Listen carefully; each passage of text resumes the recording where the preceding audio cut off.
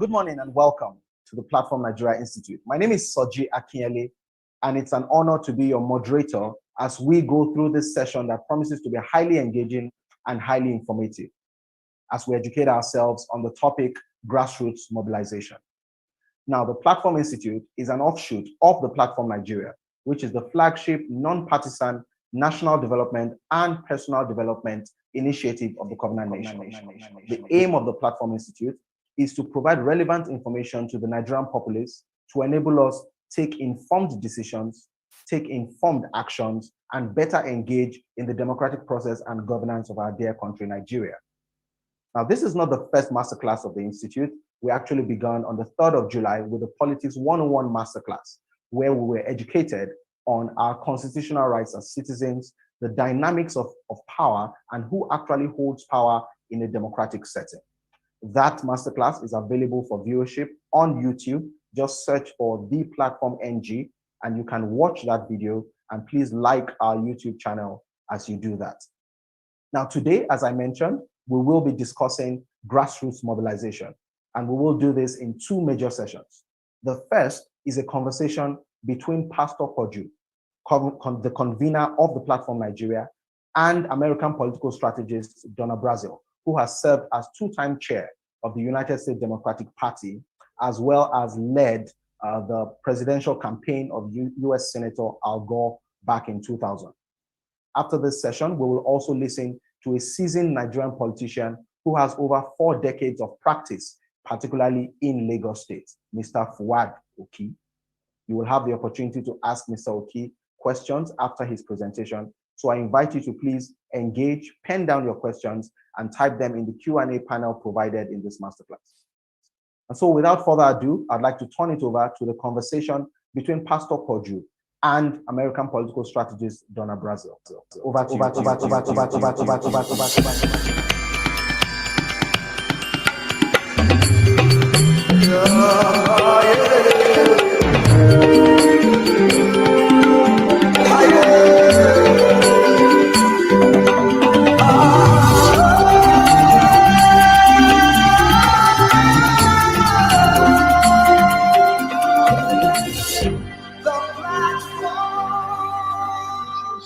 for that introduction.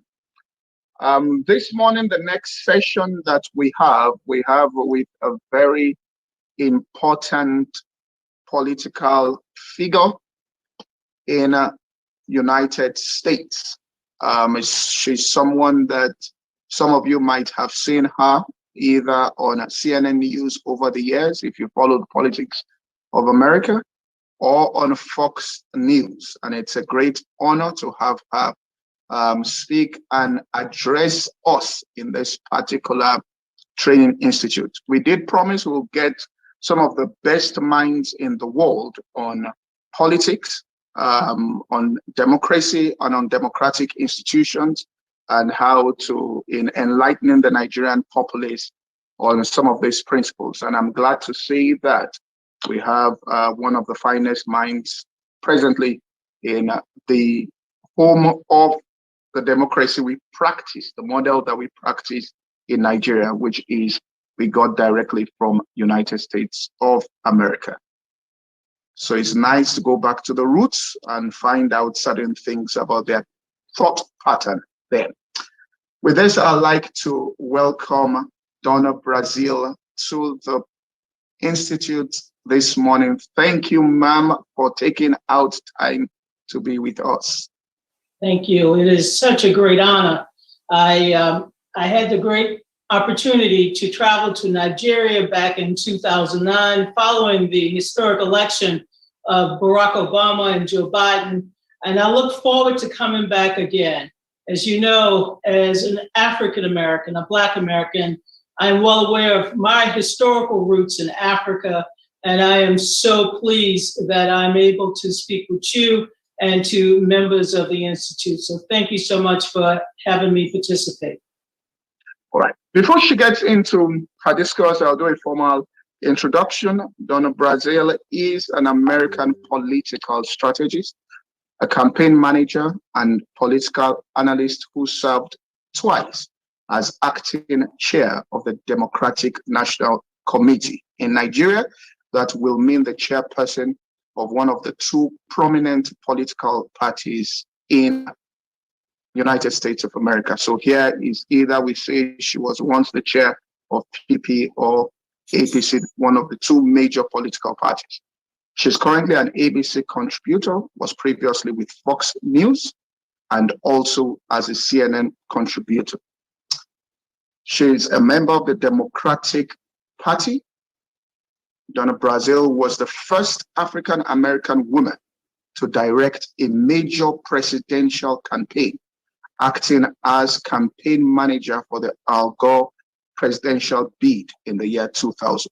She has also worked on several presidential campaigns for the Democratic candidates, including Jesse Jackson, Walter Mondale, Geraldine Ferraro in 1984, and for Dick Guilford in 1988 Democratic primary. She served as the acting chair of the Democratic National Committee in spring 2011, and again from July 2016 to February 2017.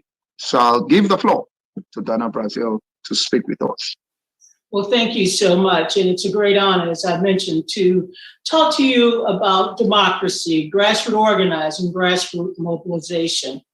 Grassroots organizing is something I learned as a young child.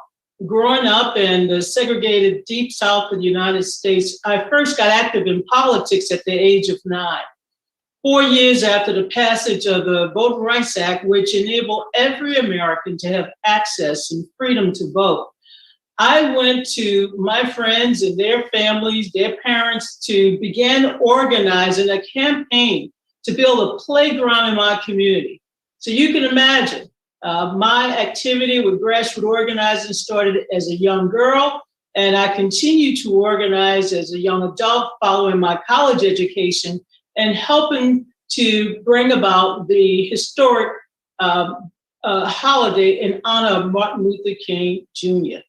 I've organized voter registration campaigns for the last 4 years, having served as the Democratic Party's chair of the Voting Rights Institute. And today I continue to teach grassroots organizing and mobilization. So what is grassroots organizing? It's about starting from the ground. It's about reaching people where they live, where they work, where they play, and where they pray. It's about getting people to act together, mobilizing citizens, helping them to communicate directly with their elected officials or with other prominent stakeholders in their communities. It's about helping to mobilize and inspire people to act together, to influence their government or their community or their businesses to work for a specific outcome. So it starts always with education. Education is so important in any grassroots mobilization. When we went out to build a playground, we had to talk to parents about why it made a difference to have a playground in our community. Because it's important that you make connections and that you talk to people and you begin the process of telling them the why. Why are we doing this? Why are we mobilizing? Why are we raising our voices? And it's important to understand the why so that we can get to the how. How do you spread the word? How do you get people to act? How do you get people to begin to empower themselves so that they can make change? You have to identify first your movement purpose. Why are you organizing? Why are you mobilizing citizens? What are the goals? And of course, how much will it cost? Because as you know, reaching people, sometimes it involves having pamphlets. Sometimes it involves making sure that you can email or put something on the radio or TV. So it's important to also understand what it is you're doing to have an organization or to build an organization and to make sure that it's well funded.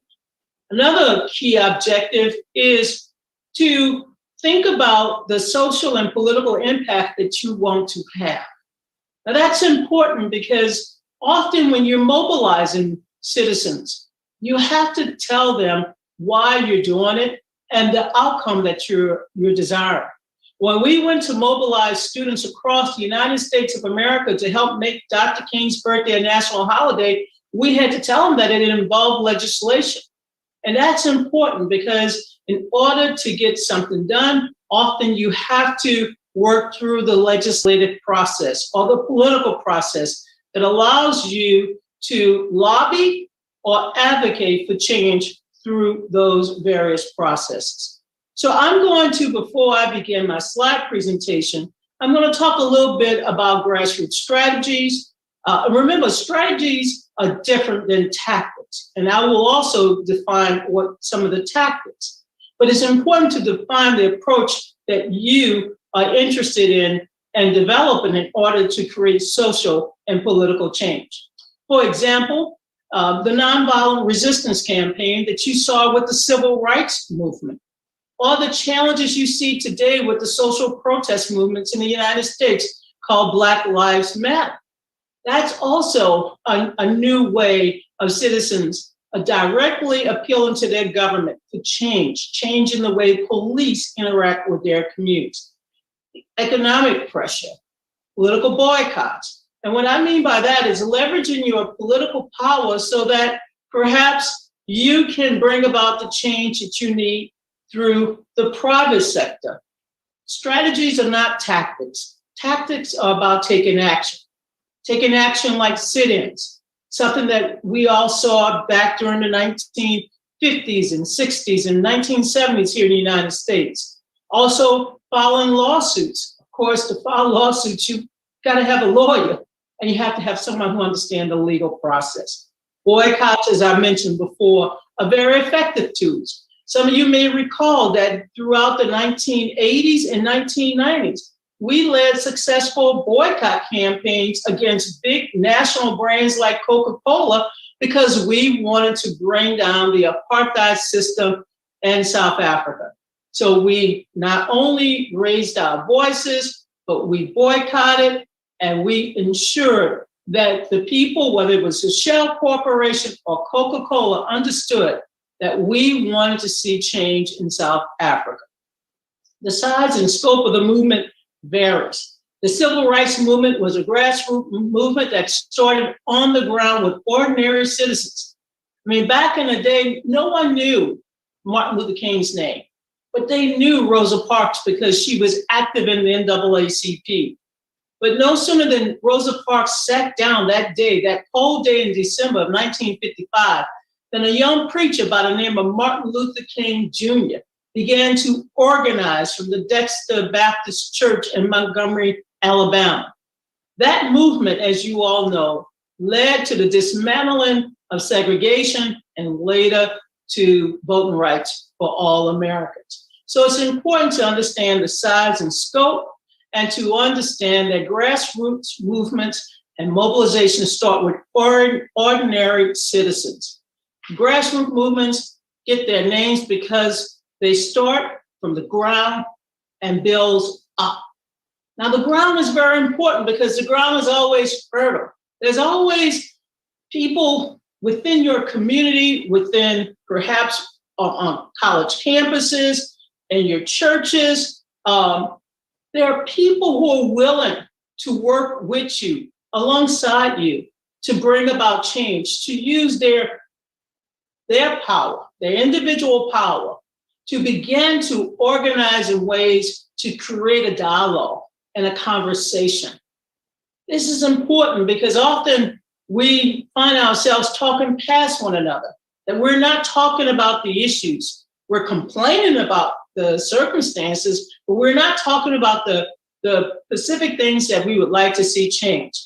So when ordinary people, ordinary citizens begin to advocate for change, it's important that they reach out and talk to other people. Running a grassroots movement is a big challenge on its own, but before you can handle the day-to-day operations of a grassroots mobilization or a grassroots movement, a campaign, you have to get things off the ground. You gotta get them off the ground. And if you're thinking about starting a grassroots movement, you need to accomplish 4 essential steps. Gather the right people. Number 1, gather the right people. to buy into your ideas or your goals. It's important to gather the right people. You know influential people in your community. When I was a young organizer back in my home state of Louisiana, we went to many of our community leaders. We went to our churches. We went to local businesses. And why did we do that? Because inside every community, there are people who know people and know how to mobilize people. They have a big network. Churches are often a gathering place for people in the community before or after worship services, where you can go and be able to communicate directly with the congregation of parishioners and work through your pastor and work through the church to often use those facilities so that people have a place to gather where you can talk about the issues, other concerns, and begin to build the kind of momentum and the kind of messaging that will enable you to attract even more people. So number two, make the right connections, especially with the movers and the shakers in the community. I'm a mover and a shaker in my community. I've always been active in my community because it's important. This is where I live.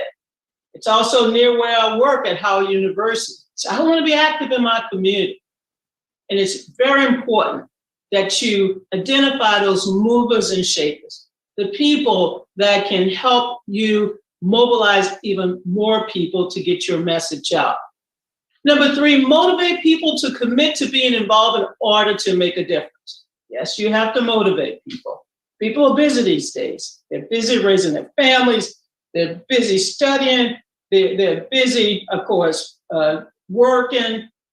People are always busy, but you have to motivate people to tell them why it's important and why we need their commitment to affect change and to be involved and to help bring about the necessary objectives that you are seeking.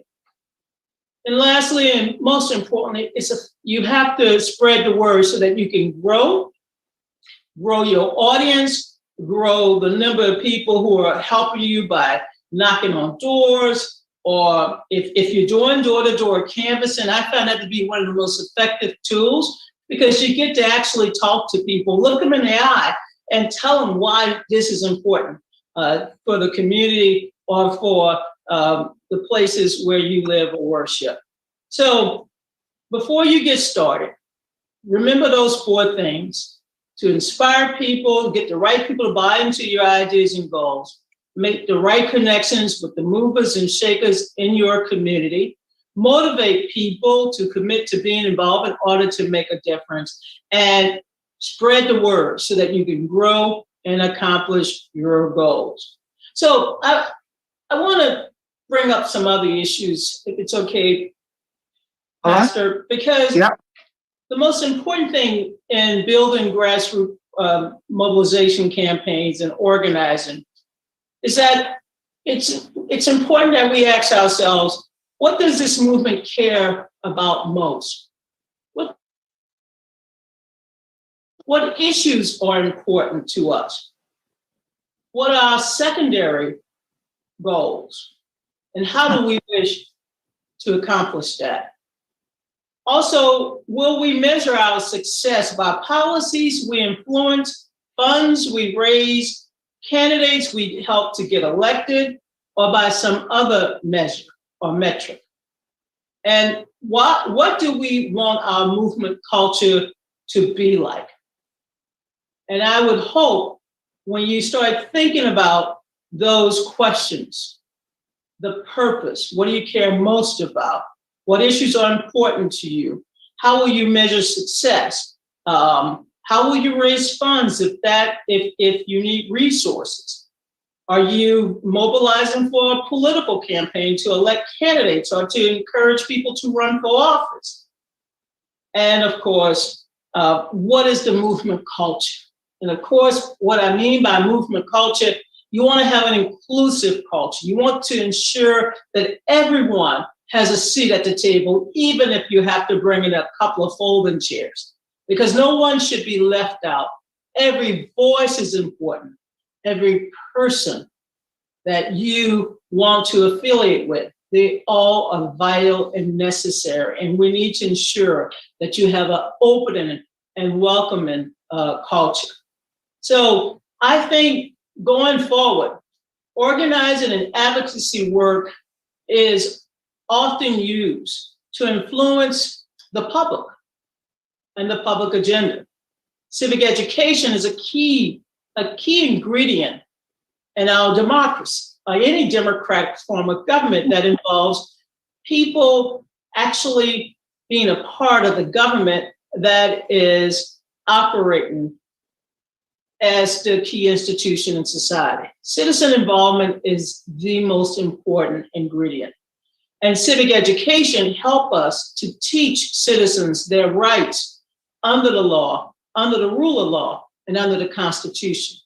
Citizens have rights in a democracy to be respected, to be treated with dignity, and they have a right to provide input into how their government is operating and functioning.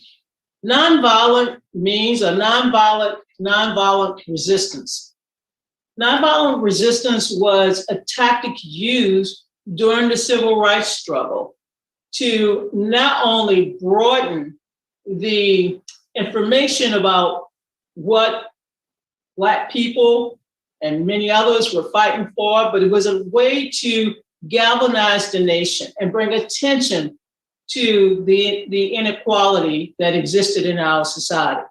I also mentioned boycotts, similar to what we used back in the 80s and 90s to free South Africa, to bring down apartheid. That was a movement that here in the United States, Jesse Jackson and many, many others played a leading role.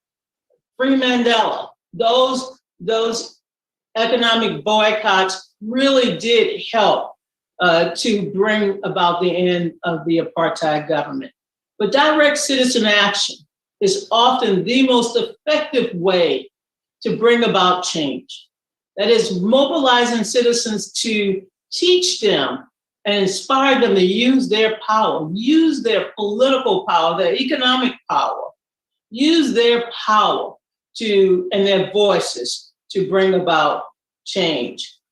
It's also important, as you've probably seen over the last year since the horrific murder of George Floyd in May of 2020, you've seen rallies across the country, peaceful rallies, non-violent rallies, marches. These rallies are, of course, natural and organic because citizens would like to help shape how their police agencies are held accountable.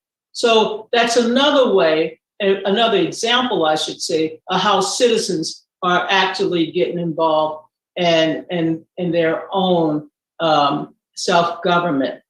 Demonstrations are important. Legal challenges are important. If you're filing lawsuits, but as I mentioned, that requires lawyers and ensuring that there's some intersectionality to have a mobilization component, a media component, and I'll get into that, as well as a message component so that you can reach more people. Finally, before I turn to my slides, that I had a special presentation. Remember that small group of citizens can have a large impact into the political process and strengthening their democratic institutions within their society and to bring about social transformation. You know, when I look around my neighborhood here in Washington, D.C., the nation's capital, I see citizens gathering to help to reestablish public parks, building playgrounds, similar to what I did when I was a young organizer.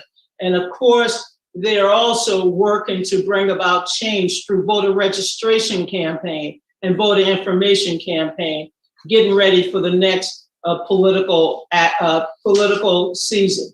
So it's important, again, grassroots organizing, grassroots mobilization. It starts from the ground up. It reaches people where they live, where they work, where they play, and where they pray.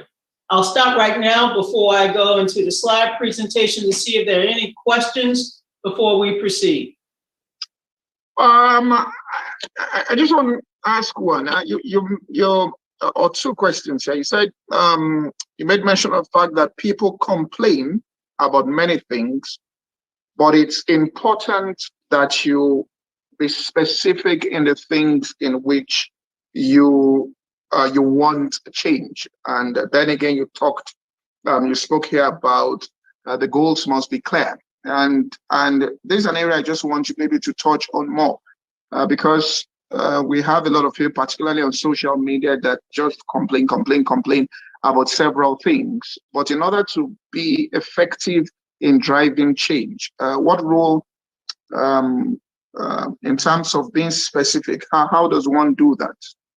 Well, especially today, we're using social media as a tool to not only inform people, but to mobilize people. So rather than just put out complaints, it's important to also identify your objective. What are you complaining about? You're complaining that the trash is not being picked up? Are you complaining that there are no playgrounds for the young children? Are you complaining about books not being available for school children?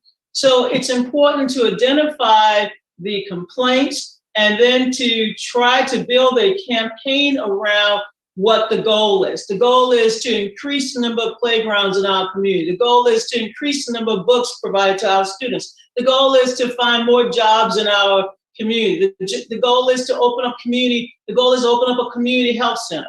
So I think it's important that we not use social media to just complain about the actions of others, but also to use it as a way to mobilize people for a different outcome.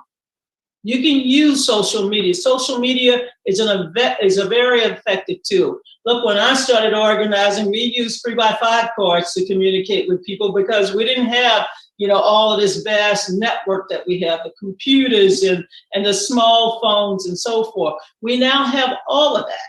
We have Facebook, we have Twitter, we have all these different ways, WhatsApp, TikTok, that we can communicate our goals and effectively deliver our message to a broader audience that will capture people's minds and attention, inspire them to act. But it's important to have a goal. So don't just complain. Lean in and say, here's our demand. So it's important, I think, to have a demand.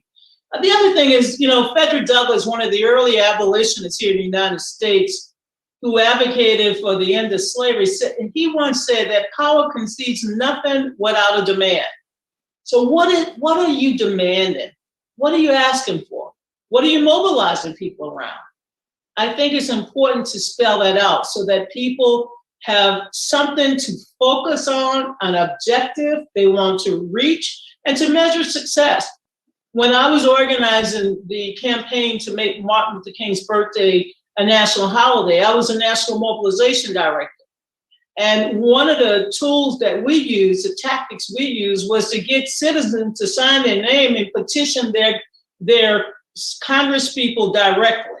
So we would go and get their name, Jane Doe, John Doe, hereby request that Congressperson X support the legislation to make King's birthday a holiday. And so every day when the mail person would come into the office, there would be, hundreds and hundreds, actually it was 7 million in the end, petitions from citizens demanding that we make Martin Luther King's birthday a holiday.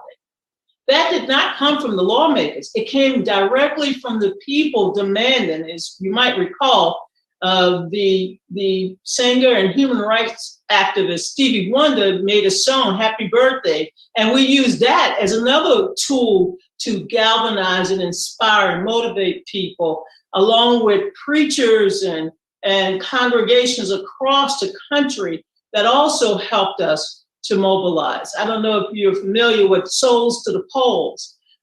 We organize around election day activities in the churches to educate people about their right to vote, to the right to participate. Remember, in a democracy, the citizens have the power, not the politicians. We lend them our power. We can leverage our power if we are actively involved and engaged in holding them accountable, because they report to us. People forget in a democracy, they work for us. We are the employer. We employ them to be our voices. But although we give them that power, it is still the power we hold as citizens in a democracy that we must utilize and remind our political leaders that they report to us. All right, just one more question here. In your discourse here, you spoke about the importance, and I saw this, you have a grassroots mobilization, you have a strict movement, but you recognize that tools of democracy, legislation has got to be passed, or you're using legal tools to try to get it done. So I just want to touch on the combination of the, let me just say this, strict mobilization, translating it into votes in the Congress, that senators, House of Representatives, members of House of Representatives actually voting to pass the bill. Because that's probably in this area, that's one of the challenges I think, I stand to be corrected, we have, because we've been under military rule for so long. People do not really understand how these democratic institutions work. That in some cases, you needed to get two-thirds or at least a majority of the senators to vote in line with your objective. So how do you, switch to convincing people in the Congress, that's in the Senate, in the National Assembly, to pass your bills if they are not so inclined to do so? Well, I think it starts with leadership. It starts with having the right leaders involved in the process to ensure that citizens are capable of knowing the power that they have. Our democracy succeeds when every citizen is informed of his or her rights. They need to understand their rights. They have rights as citizens to be advocates for change within their own government, either through the legislative process or the legal process. In the United States, we have 3 branches of government. We have, of course, the executive branch, now headed by Joe Biden and Kamala Harris, the legislative branch, which is also under Democratic Party control this session, Nancy Pelosi and Chuck Schumer, and the Supreme Court. Now, 3 branches of government, the executive branch, the legislative branch, and the judicial branch.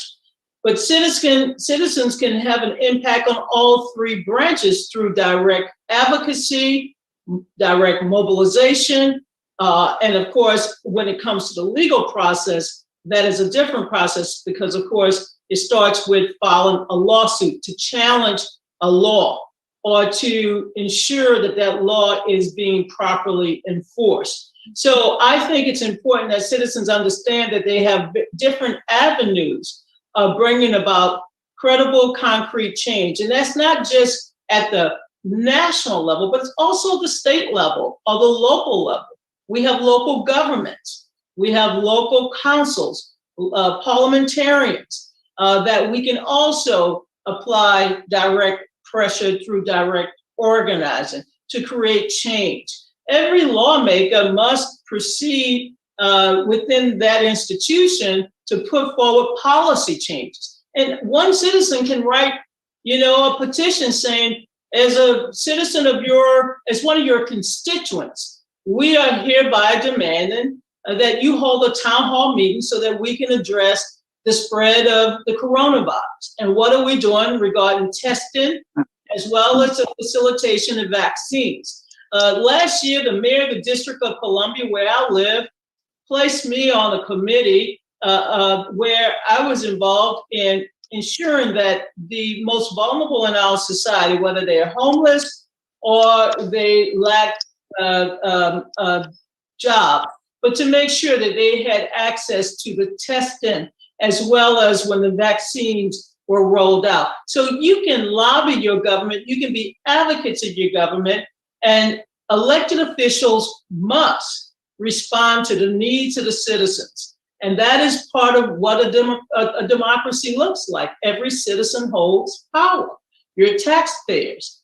You are participating in your own self-government. All right.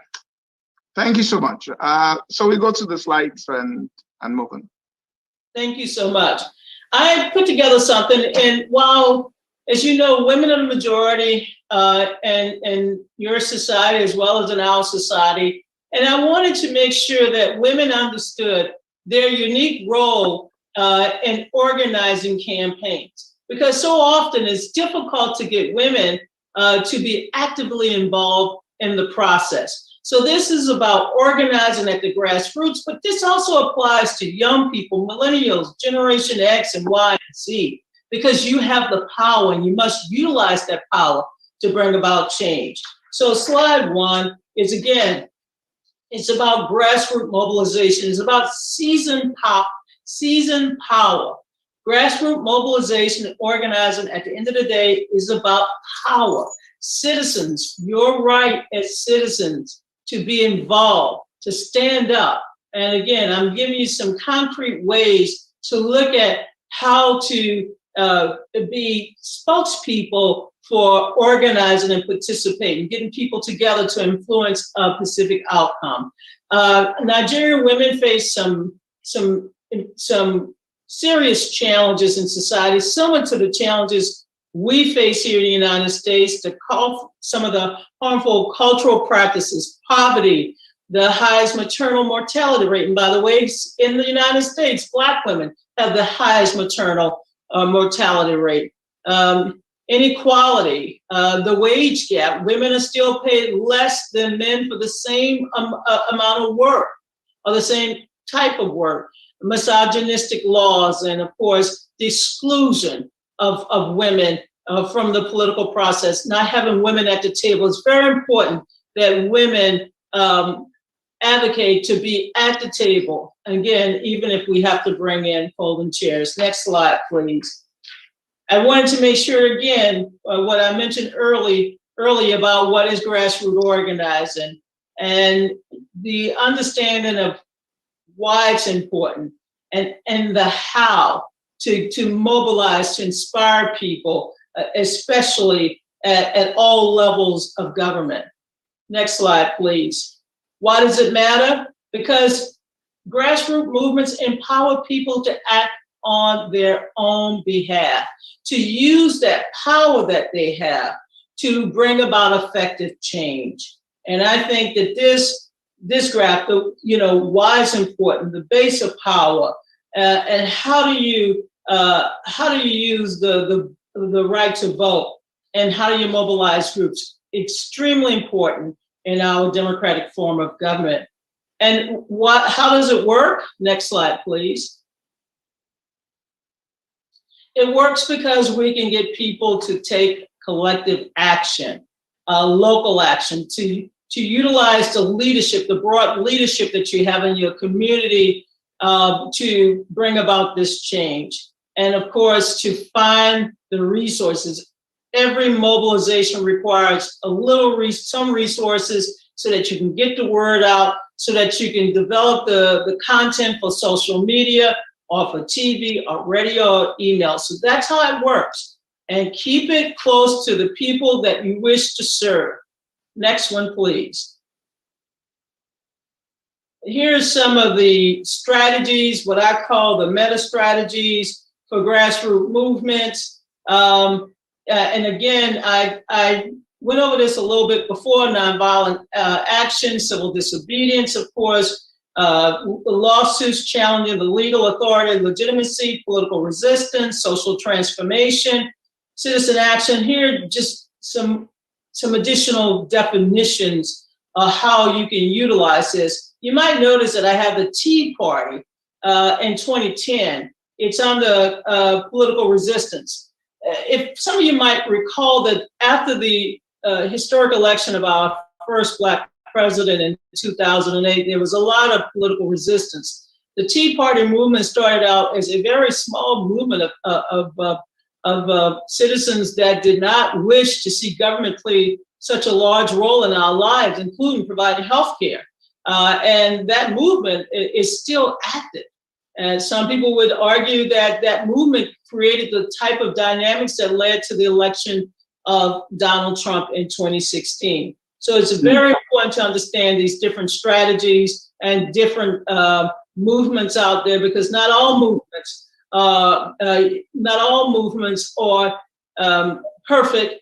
Some movements start off as resistance, but they're still part of a larger arc of grassroots movements. The next one is what I like to say, how do you get started? And I mentioned some of this in my opening comments.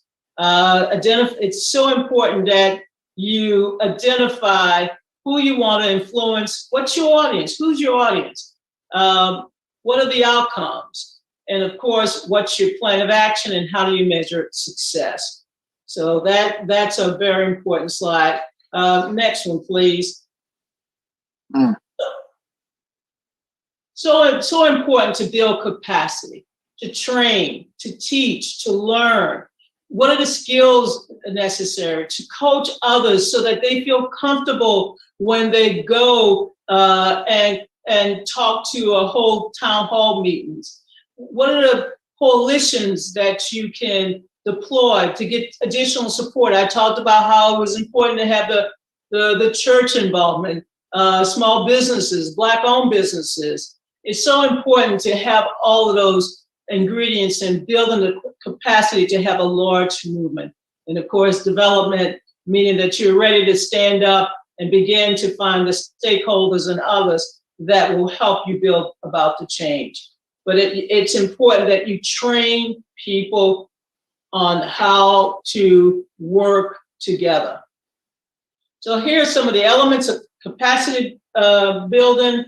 And again, commit to a long-term engagement. It's hard, success is hard to come by, especially success overnight. Dr. King, as you all recall, was murdered in April of 1968, and we did not achieve our goal of getting a national holiday until November of 1983.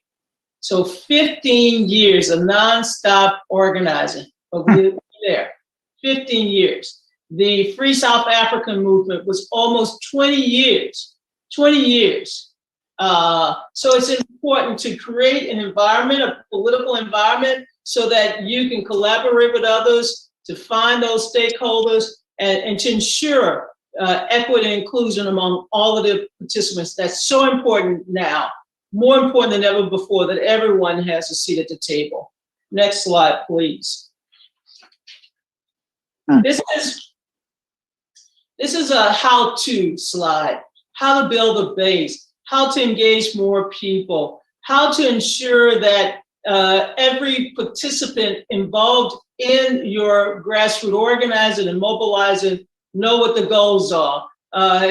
They can also help out with identifying other people who can get involved. For example, seniors or college students, organizational base. Sometimes it's important to reach out to the labor community because they have more members, to reach out to churches because they have more members. But when you're thinking about you're building a movement, you need to make sure that you know where the people are, how to reach them, and once you reach them, how to plug them into the mobilization or grassroots organizing campaign that you're working on. Next one, please. I call this the pyramid of engagement because it starts with leadership. It starts with that visionary. It starts with that individual who's willing to step up and to engage others.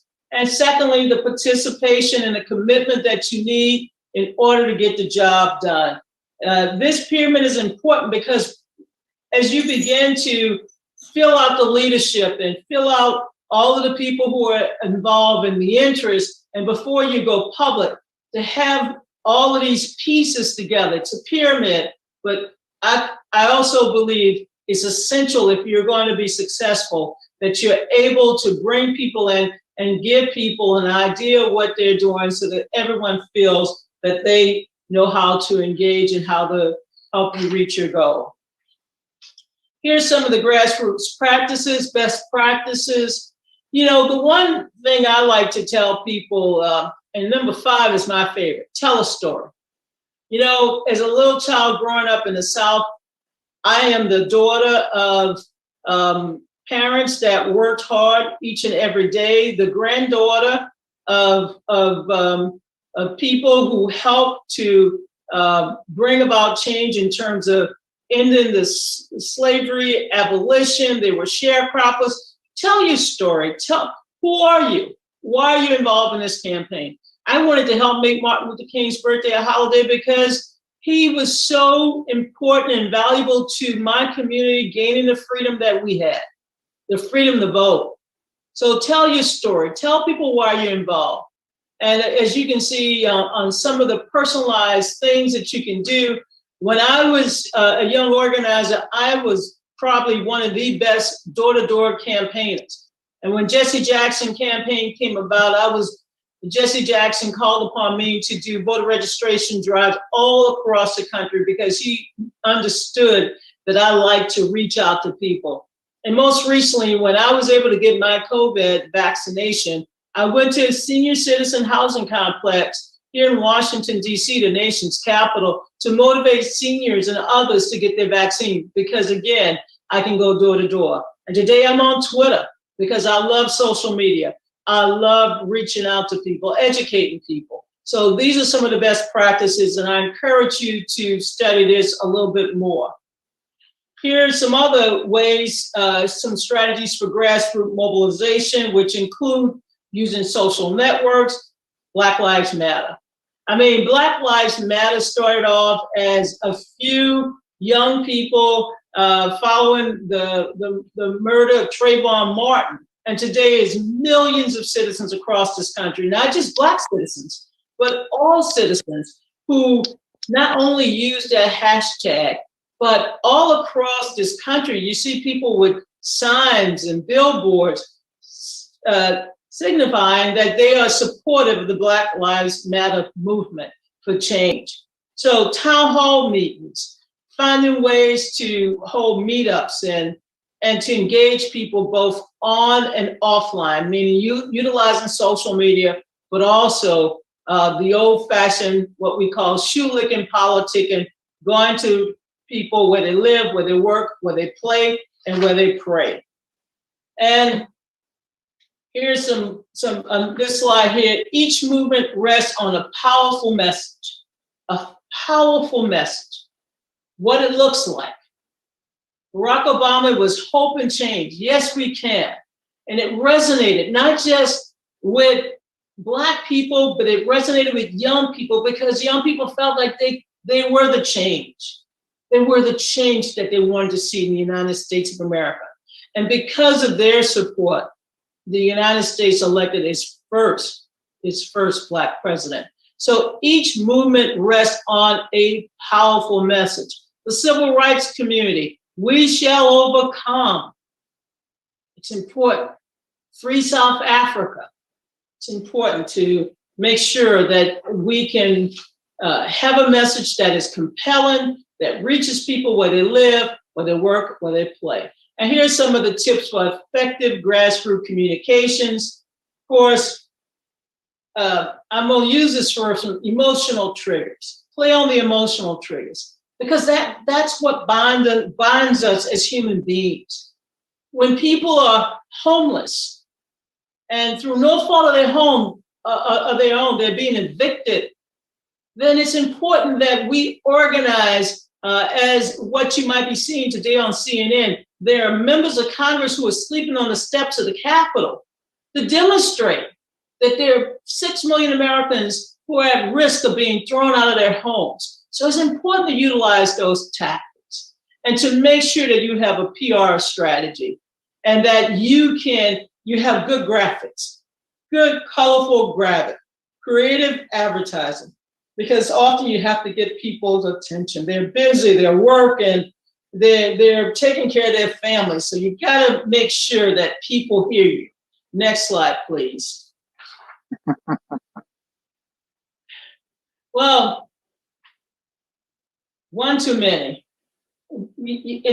As someone told me a couple of years ago, visibility is viability. Visibility is viability. And so some of us have to be public spokespeople. I'm on ABC News. I write political columns. I do podcasts. I go on radio stations. You have to be able to educate and disseminate information.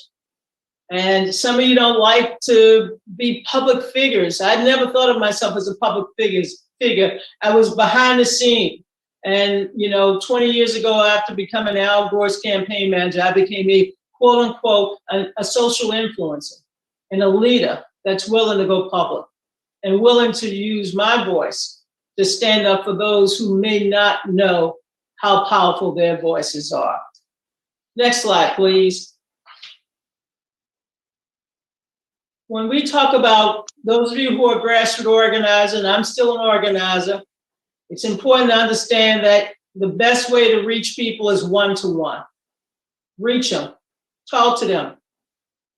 For those of you with organizations, field programs like door canvassing, voter contact through the mail, phones, everyone has a cell phone these days, or some other form of communication. And of course, find ways, especially sometime after work, weekends, to recruit more volunteers to your cause. Never settle on just a small number of people. You must constantly recruit, you must constantly reach people. And the last few slides is about the types of grassroots organizations, those structures that can be formed, and how you can maintain membership to keep people interested and involved. And finally, of course, as you can see right now, the resources for grassroots organizing, that is crucial. And of course, the discussion, if we need to do some more discussion around these issues, I put some there. And then finally, any questions? All right. Thank you so much. Thank you. That was really, really powerful. All right, really powerful. Those principles are applicable in various areas. So I just have about 3 questions I'm going to ask.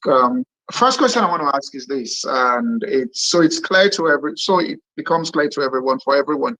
How do you identify a genuine cause for mobilizing people? How do you identify a genuine cause in the community for mobilizing people? Well, I mean, often you know the issues that concern people. We call them, for lack of a better word, pocketbook issues. People are always worried about their jobs. They're worried about their livelihood. They're worried about education. They're worried about crime. They're worried about things in their immediate lives. And the best way to begin organizing is to do a little research on what are people talking about? What are they complaining about? What are they most worried about? Is it the environment? Is it lack of education and lack of education or educational resources? Is it homelessness? As I mentioned, that is a big problem here in the United States as we speak. So it's important to identify some of the issues, some of the problems, so that you can begin to organize people. And you may have to have a general organizing campaign around the freedom. Now that you're transitioning from a military rule, well, maybe the type of campaign you need is just to give people some ideas about how to be good citizens. How to be a good citizen. When is the next election? So why should they get involved in the election? Who's running for office? And if you're in between election days or election years, then ask those who are so-called leaders in the community to have a town hall meeting so that citizens can come and to air their concerns, so that they can talk directly to those who are responsible for their community safety, their community health, their community's education. Have them come and answer directly to the people on the work that they're doing on their behalf. All right, ma'am. Second one is about the empowerment of every citizen in a democratic society to know their rights. all right. Someone says, well, do I have to be in politics to be remotely interested, mobilizing grassroots or actions? Is it something that is confined to people who are directly involved in politics? Well, everybody, you don't have to be directly involved in politics to understand that politics is going to control your life. I mean, the politicians set the bar, so you need to know who they are. They write laws, so you need to be able to influence the laws that they're writing. So it's important that everyone understands the role of citizens in the political process. You're more than just voters. Your role is to hold those that you elect to office, hold them accountable so that they can respond to the needs of your community and to ensure that they are delivering on the results that you campaigned on. All right, from your own personal experience, what do you think is the greatest in terms of grassroots mobilization? What do you think is the biggest obstacle to success or the biggest challenge to success in achieving your objective? Apathy. Wow. When people are not aware of their power, when they are not aware of what is happening around them, and when they have decided to disengage and not to be active participants in their own governing.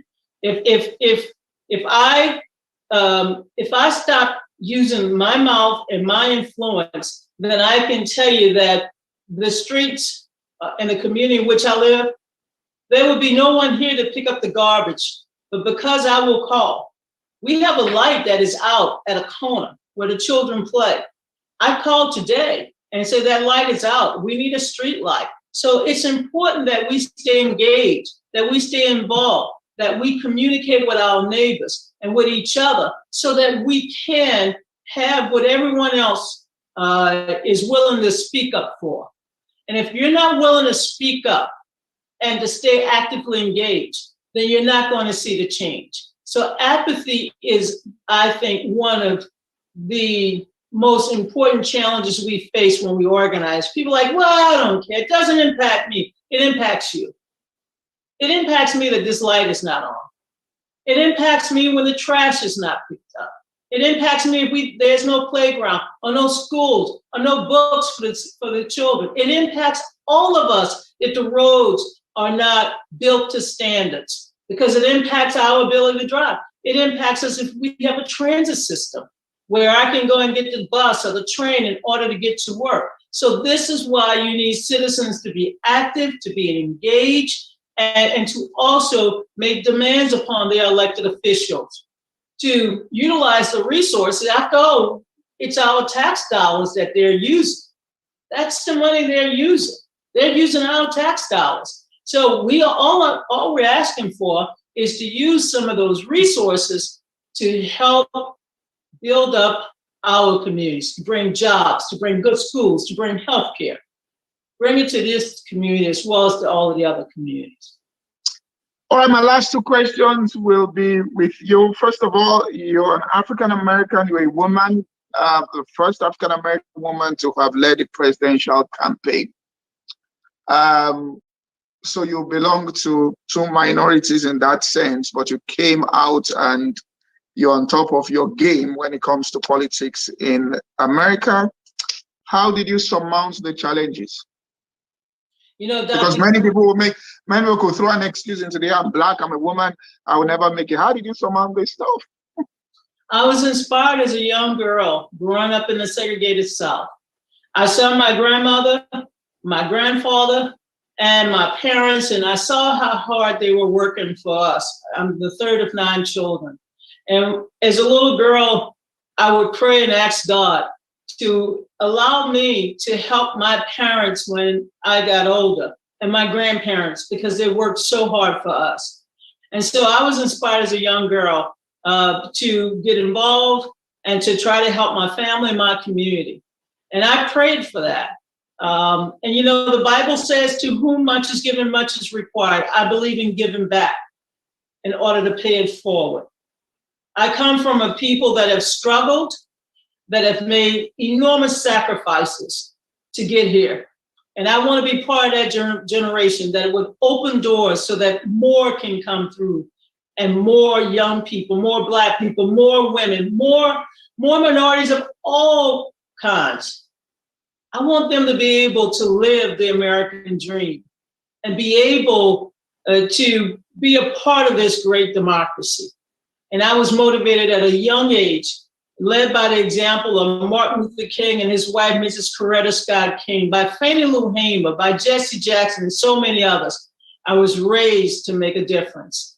And that is why I'm still engaged in the political process.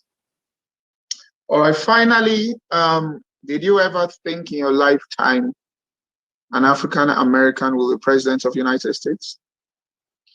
You know, when I was working for Jesse Jackson back in 1984, that first historic campaign, I had the belief then that at one day that it would happen, but we had to first start by getting people actively involved in politics. We had to get them registered to vote. Then we had to get them to exercise their right to vote and to begin to elect people at all levels of government.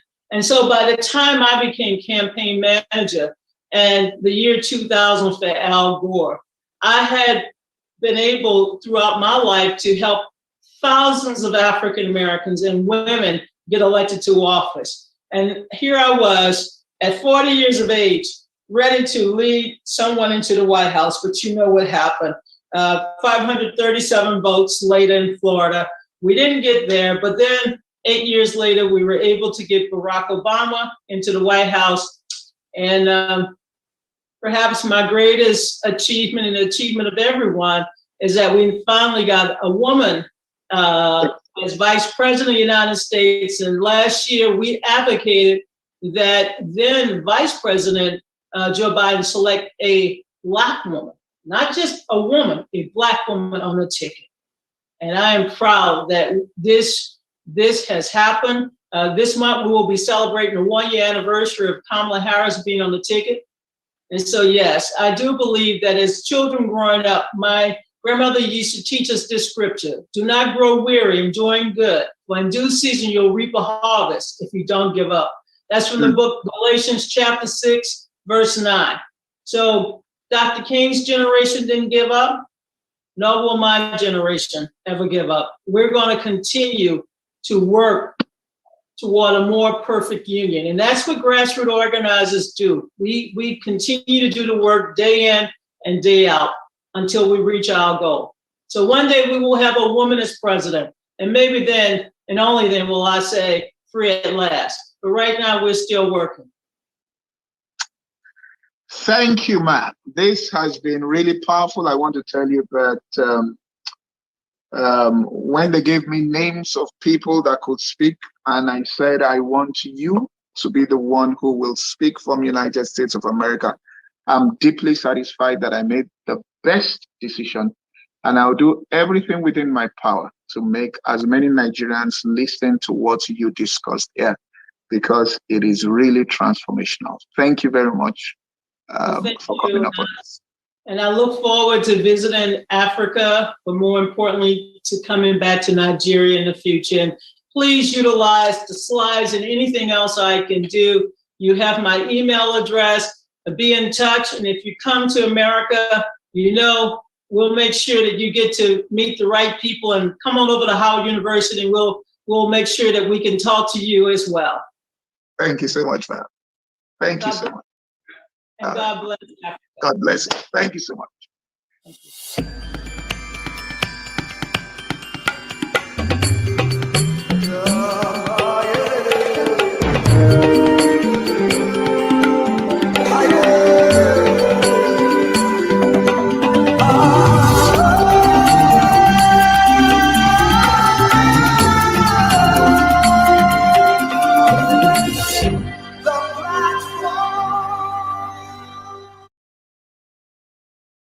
Welcome back. And you will agree with me that that was a very insightful and, in fact, to use Pastor Koju's words, transformational session. He has said that he will do all within his power to make sure that as many Nigerians as possible watch that session. So I will also encourage you to please revisit this session and understand basically what Donna Brazile has taken us through. In my words, though, that is actually the playbook of grassroots mobilization anywhere in the world, and it doesn't get better than the model of democracy that we practice, coming from the United States. Just a few things that she pointed out, and just to remind us, really, remind you that grassroots movement begins with you and I, the ordinary citizens, and that the greatest challenge to any grassroots movement is apathy on our part, where we do not engage with the system, where we believe that, look, it's not going to change, and so we stay away. If we stay away, we cede our power to someone else who uses it for their own, for their own goals. So it's important that you understand that grassroots mobilization and movement begins with you. She talked about the 4 steps of grassroots movements, about gathering the right people to buy into your idea and goals, making the right connections with movers and shakers of the community, motivating people to commit to your cause and what influence in policy or goals you want to achieve, and of course spreading the word so you can grow your audience, particularly speaking about door-to-door engagements, even in a social media age that we're in, that is still very relevant to grassroots mobilization. And so to take us, building on what Donna Brazile has said, we're going into the next session where I can talk about, somebody who is perhaps, if you like, the hands-on expert or hands-on subject matter expert when it comes to grassroots mobilization here in Lagos, Nigeria. And we're talking about none other than Chief Fuad Oki. Chief Oki is a chieftain of the All Progressives Congress, the ruling party in Lagos State and in Nigeria. He's renowned for his winning streaks, and he's behind the scene leadership of the APC factional movement in Lagos State. In 2003, Chief Oki was the Director General of the Bola Tinubu Governorship Campaign Organization second term. In 2007, he returned as Director General of the Babatunde Fashola Governorship Campaign Organization. In 2011, he was then appointed as Director General for the re-election of Governor Babatunde Fashola, and again appointed in 2015 to head the Governor Akinwumi Ambode Governorship Campaign Organization. In 2019, he was appointed Southwest Coordinator of the Buhari Osinbajo Presidential Campaign Team, amongst other assignments during that re-election exercise. Chief Fuad Oki, you are welcome to the Platform Nigeria Institute. The class is yours. Good morning, all. I must thank Pastor Koju for finding me very deep and quite happily to discuss the issue of grassroots mobilization as it affects us not just in Lagos, but in Nigeria. And particularly because Nigeria is still an emerging democratic experience and experiments. I also want to thank everybody in the planning, in the coordination, and what have you, for finding it very necessary for us to begin to discuss our democracy. We will not get there until and unless we begin to get the likes of Pastor Koju and others who will begin to seriously discuss the issue of democracy. The United States of America celebrated its 245th anniversary of being a democratic nation. Nigeria is just 60. But we must compete with the likes of the United States of America, with India, with Malaysia, in order to ensure that, yes, we're prepared and we are ready to be part of that committee of nations wherein the citizenry can boldly say, yes, we are in a civil society. We will not begin to discuss democracy or its tenets if we do not understand the reason theory to what democracy is, contrary to what people will define as democracy, or we were made to believe in primary schools that democracy is government of the people, for the people, and by the people. It is far from it. We must first understand that democracy is a union. And it's a union between the haves and the have-nots, the demos and the crucial. So when I was invited to talk on grassroots mobilization, I said to myself that I may need to tweak, the subject a little bit to say that grassroots mobilization for political participation in an emerging democracy.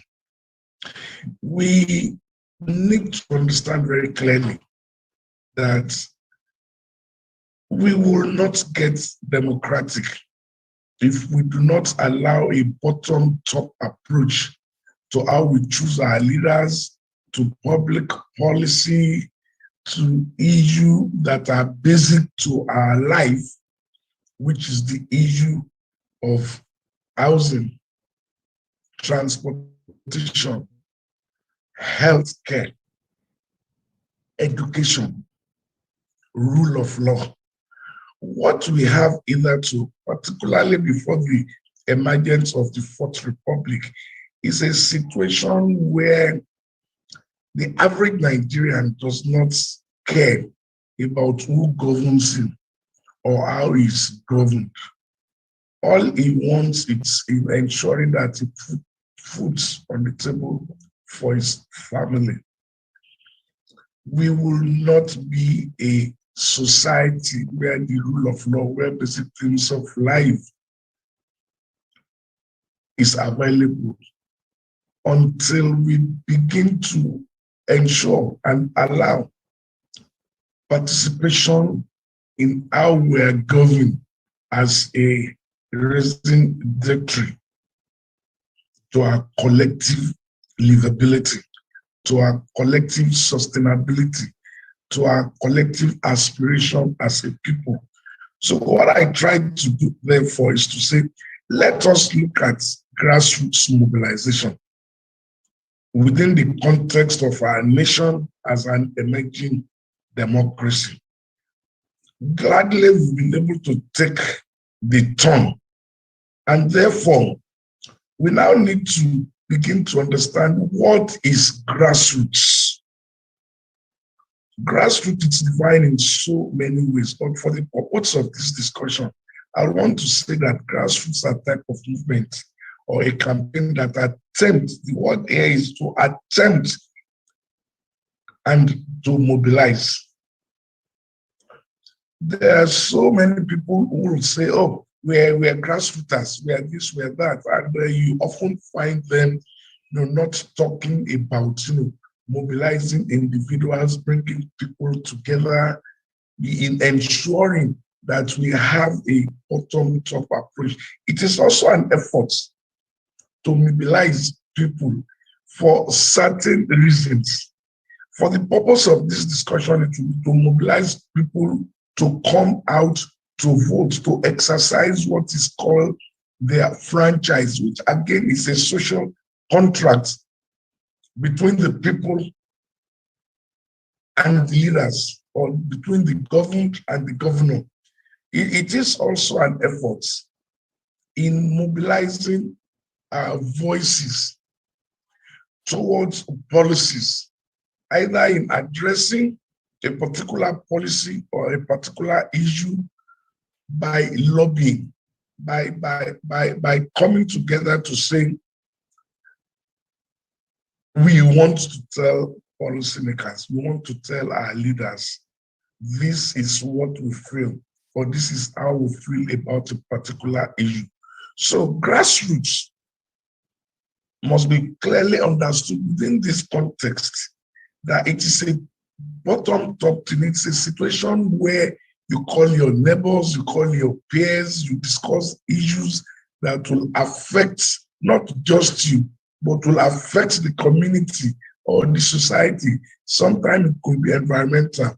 Lately in Nigeria, the last couple of months, we've had the issue of agitation, which, it was as a result of insecurity all over the land, inequality, the lack or the flagrant disregard to the rule of law.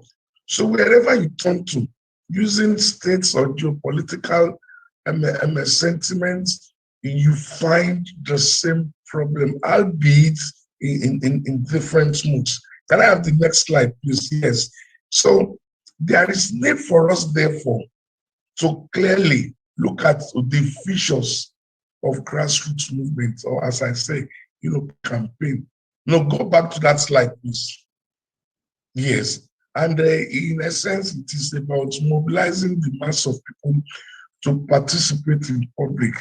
It is also to help them to conduct through narrow communication, such as what we have now in a digital space, all social media platform, in order to reach out, to communicate with policymakers, with leaders, amongst ourselves in terms of how we ventilate issues. Can I have the next slide, please? So we also need to understand, because quite a number of people do not distinguish between mobilization and organizing. Most time, people will tell you they are mobilizing, but truth be told, all they are doing is organizing. In mobilization, you must understand its basics. There are basic features which we need to understand.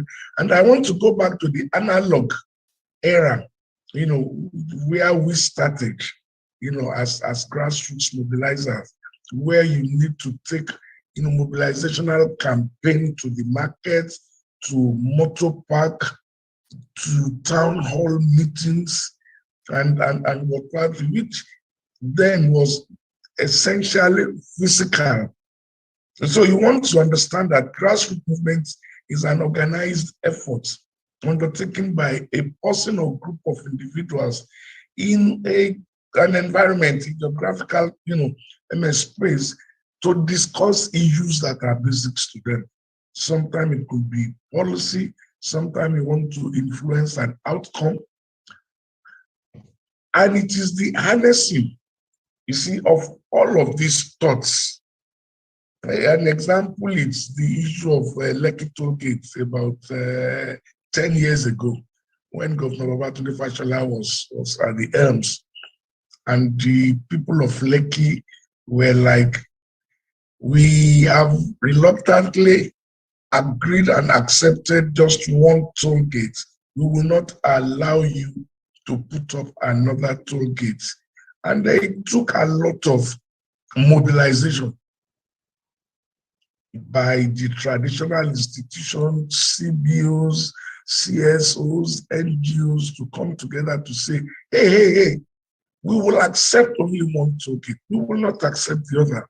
And it took a lot of pressure to make the government of His Excellency Babatunde Fashola to change that.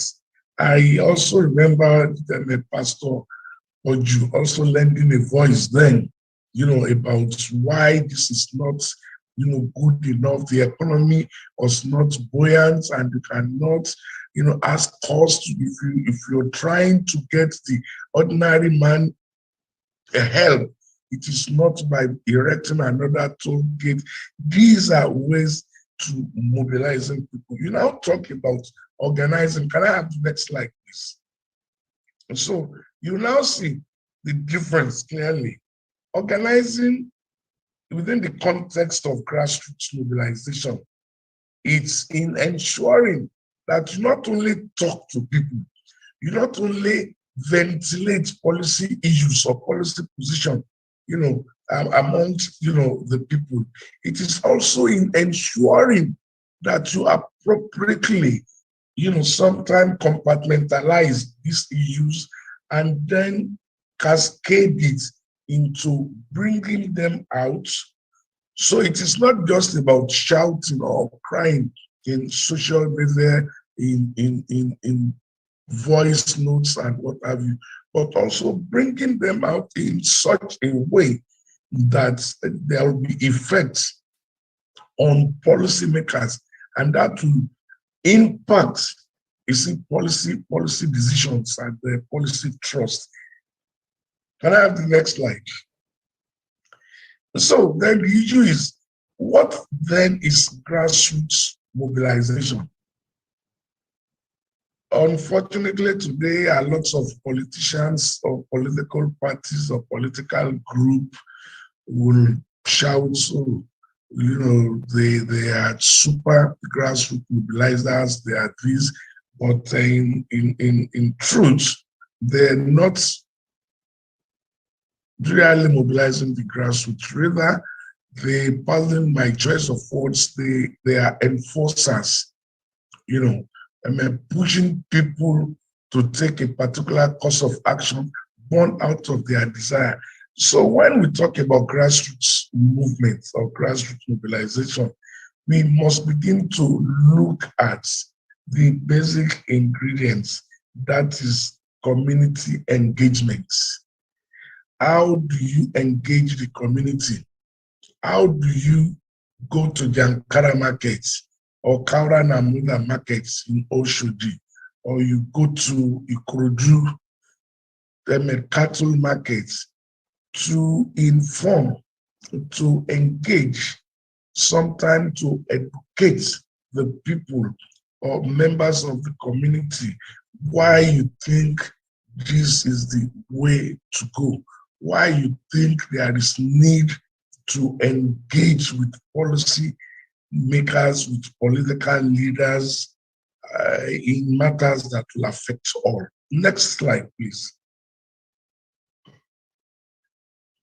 So what is mobilization and campaign?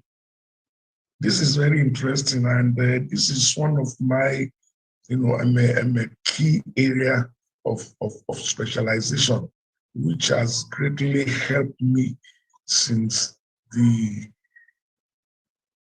early 90s during the SDP NRC June 12 era and debacle, in always standing up against all odds to say, we must all come out. We must all get engaged. You must now situate that within the context of what we experience today, apathy. We experience apathy today in our political space because there is no more mobilization of individuals or community.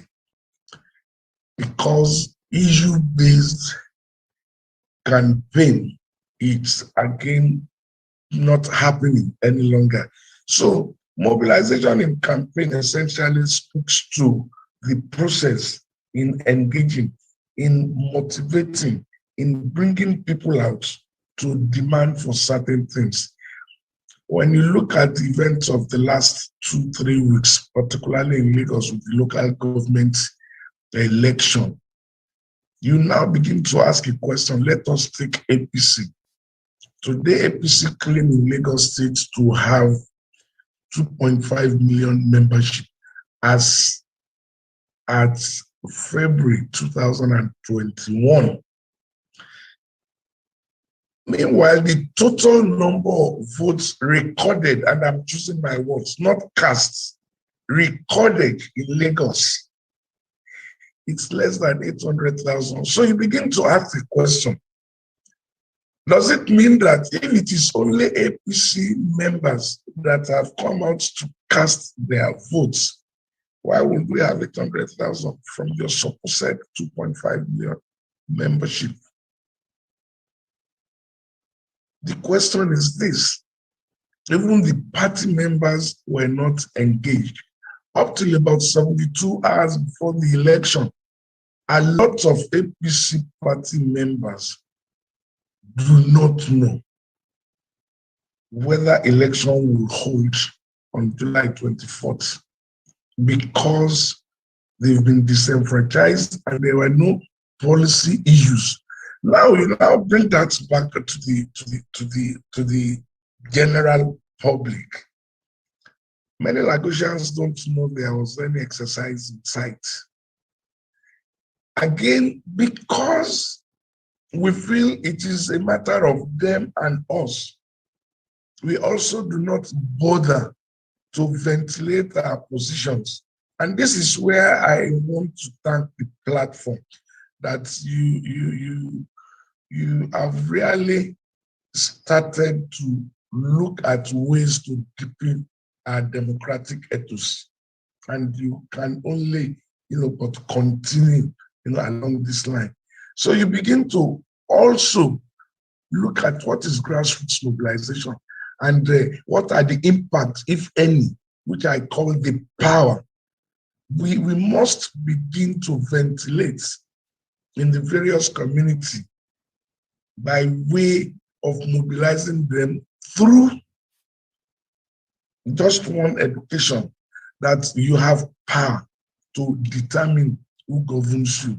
We begin to ensure that they understand that yes, it is a social contract, but it is also a vehicle for us to choose who our leader is. And therefore, you must now take grassroots mobilization to the community. You must begin to organize what we call, grassroots infrastructure. Grassroots infrastructure is education, advocacy, negotiation, engagement. And then people will begin to realize that, hey, there is power in coming together to ventilate a position. There is power in coming together to say, this is what we want. There is power in coming together to look at the scorecards of those that have been elected or appointed into government. So we need to understand very clearly that if we're able to get grassroots mobilization as the necessary tool in deepening democracy, our people will begin to understand that there's power in it. But our people will not know that they have power here in their thumb until and unless you begin to use the various channels and platforms, the church, the mosque, social clubs, a traditional institution, motor park, and by the way, grassroots mobilization, which we've been able to use effectively, particularly during the SDP NRC days. For those of us who will remember the tussle for the governorship of Lagos State in 1991, particularly between Chief Daposaribi and Professor Agbala Jobi. Some of you remember that slogan, Daddy, Mommy, Agbala Jobi near Dibofu. Daddy, Mommy, Sarubi near Dibofu. These are grassroots mobilizational tools and kits. You must build something, around a brand. Effectively, I tried it again in 2006, 2007 with Babatunde Raji Fashola, with the Eko Onibaje mantra. And it will interest you how I woke up one day and said, hey, it's about the Eko Onibaje. Because from time to time, I conduct a vox pop on a quarterly basis, whether it is on season or off election season, in order to get the tempo and the feelings of the people.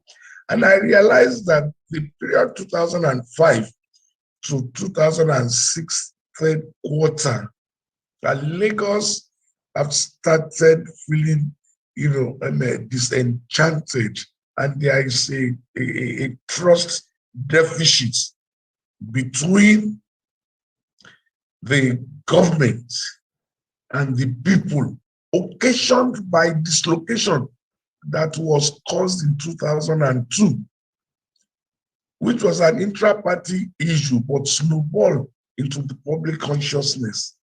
Therefore, I needed to rebrand. I needed to re-engage the people to building a trust again in wanting to participate. And what we're able to do then was to say, you know what? Let us begin to canvass for votes by branding in such a way that every voter, every young boy or girl and adolescent that will be coming to the age of poverty, which is age of voting, will begin to look up to. And we said, okay, what do we do? This is a fresh face. This is a face that is not known. How do we put him in their consciousness? And it's like everybody likes Eko because Eko is a potpourri. So forget whatever you feel. Let us get a new Lagos, so Lagos will not be spoiled using, jargon.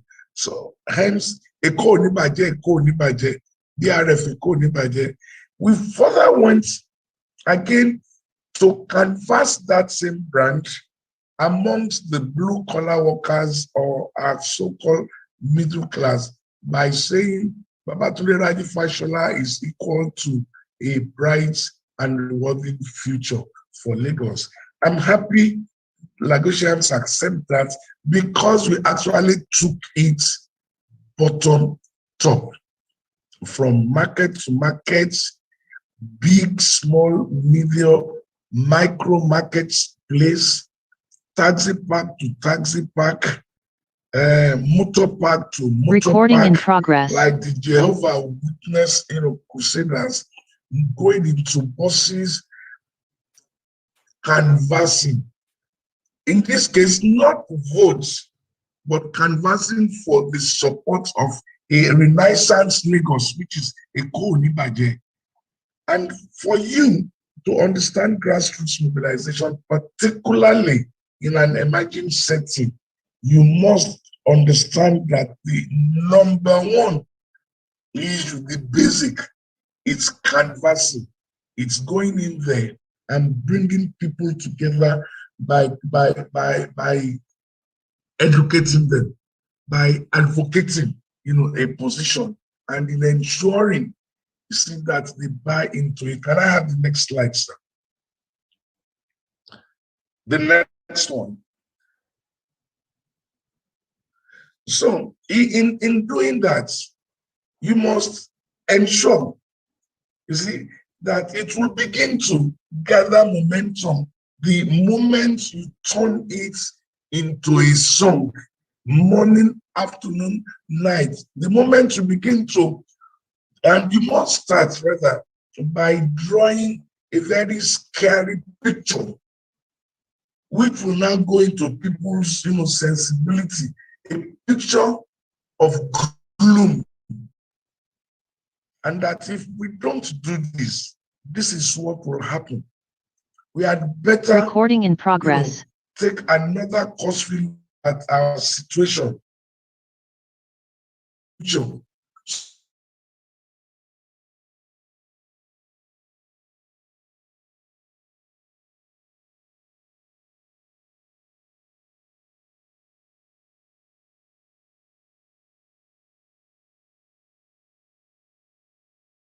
Picture that is rosy, you won't get people. So in canvassing, you also must understand that you must draw a picture that is very gloomy, a picture of, if we don't go through this route, this is what will likely come.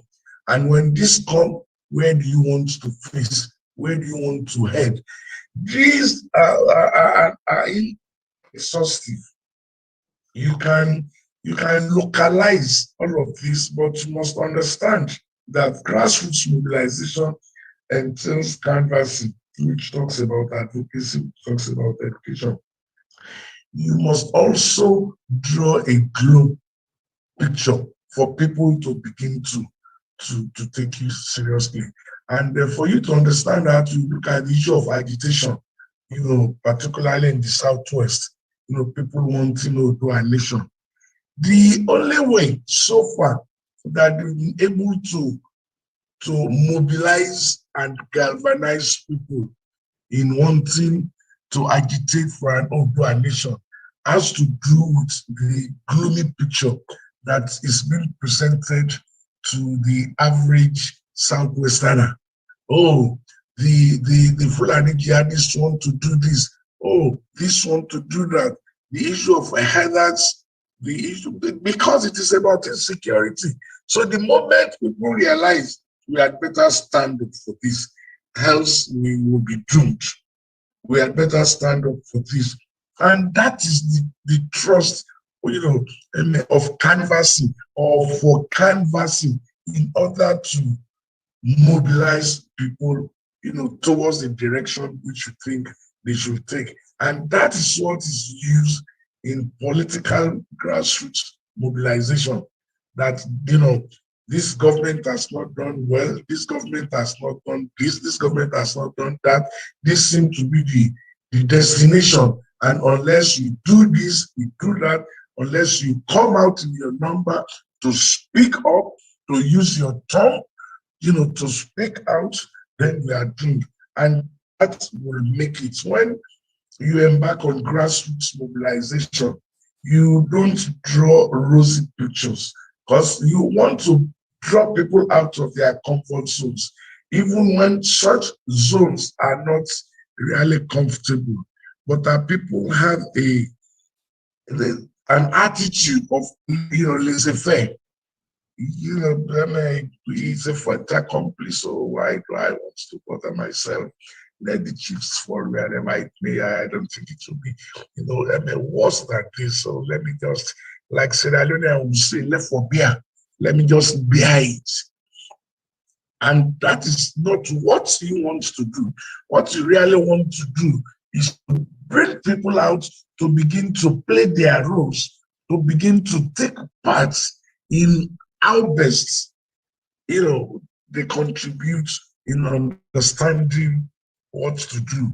It would then take us to the issue of, campaign messages, which is what I alluded to when I talk about presenting a very, very gloomy pictures. There is what we call the virtuous loop, which you must understand very clearly. There are benefits and there are dangers in campaign messaging. So you need to understand the mix, and appropriately so that you also don't throw away the baby with the bath water. So in doing that, you want to be sure that the picture which you are also painting will come with an appropriate message. In 2003, we almost got it wrong towards the end of our campaign when a popular musician turned our campaign into Jeonsoke, Kowa Jeonsaku. Unfortunately, in a saner climate, we will have been doomed, because what the message was saying clearly for us is that, go out there, do your bit by voting, and be rest assured that this government will deliver its side. But it was tweeted, it was tweaked negatively by saying, okay, go out there and vote. So that will give you something to put food on the table. And in about 96 hours before election, it became very, very challenging for me. And I was on a shuttle, navigating virtually every community, trying to explain in local parlance what it meant, in Jeonsoke, because clearly AC was the number one on the ballot. And what we're trying to say is, go on to the first box, which is the Jeonsoke. Now the Jeonsaku was twisted to mean come back to take some money. So in campaign messaging, you have to be extremely, extremely careful, and you must continually, engage that. You also want to be sure, especially now in the world of digital, you want to be very, very clear in ensuring that you maximize the use of social media. But in so doing, you also must keep an ear to the ground to know exactly what is happening, so that while understanding what is disturbing Andrew in the northern part, you must also be sensitive to what Mary at the southern end wants. So at all times, you must be able to play a balancing act, which is the loop between, the support, and those that are against. And in utilizing that, you must be extremely careful. Facebook seems to be the tool now, which is enhancing, campaign awareness, building relationships and everything, which we don't have. Or even up to 2019 election, I refuse to use the social media for obvious reasons. That majority of people voting in this country, or majority of registered voters in our country, are still not social media compliant. And therefore, you cannot rely. Else, you will only be a social media giant who will not be able, or cannot, or will not bring together, members recording in progress, and then galvanizing them to, form a grassroots mobilization team. So while you want to take advantage of social media, you also need to be extremely careful. There is no better way to mobilize politically for electoral, benefits than, person to person, door to door. But you must also be very, very engaged, on social media. And the moment you do your message, please, you must endeavor to test it in-house, to test it with groups that are very close before you post it, up to the larger community. Because now that you have social media, any mistake which your message connotes may be very, very damaging. And you need to clearly look at this. Can I have the next? So again, I've spoken about this, about grassroots movements. The definitions are straightforward. Can I have the next? Yes, this is key. Understanding, grassroots strategies. We are going into the era of what is called crowdfunding. You'll be able to mobilize so much, like the first speaker said, about engaging the community, getting the buy-in of the community, and you begin to get the kobo, from the ordinary Mamalata or Yaileko or Babailero or bus conductors who believe, justly that this effort it's his effort, that he is part of it, he is a stakeholder in the business, and that is what you want to do. You find a situation where on their own in 2011, against all odds, I was able to raise an equivalent of about 500 million naira without taking one kobo into our account, other than, asking them, if you do this on your own, we will note it as your own contribution in kind. So people were on their own printing posters, flyers, breaking into groups that are doing door-to-door GOTV. GOTV, by the way, is get out the votes. And they are doing it on their own, buying into it. So all I need to do, all I did was now, this count that from the campaign budget proposal say, okay, we get this from this ward or from this local government equivalent of what we have spent. So this is their contribution, and you can always get that when you design, grassroots mobilization strategy, which revolves around members of the community, which involves canvassing, selling your position by giving them a very good picture that want them to be part of what you're doing. And you must understand those strategies. In the era of social media, you must understand how to do letter writing, people who can write prose like phone calls, SMS, recording in progress, emails. These are the strategies which you need to put in place. These are the strategies that will help. Can I have the next slide? Now, there are 7 fundamentals to strategies. I will just go over it one by one. Grassroots strategies, I've spoken about it. The next slide. Can I have the next slide? The next one after this. Yes. So it is listed not in any particular order, but for people to understand, and I'll try to do this as briefly as I can. Policy change and advocacy strategies.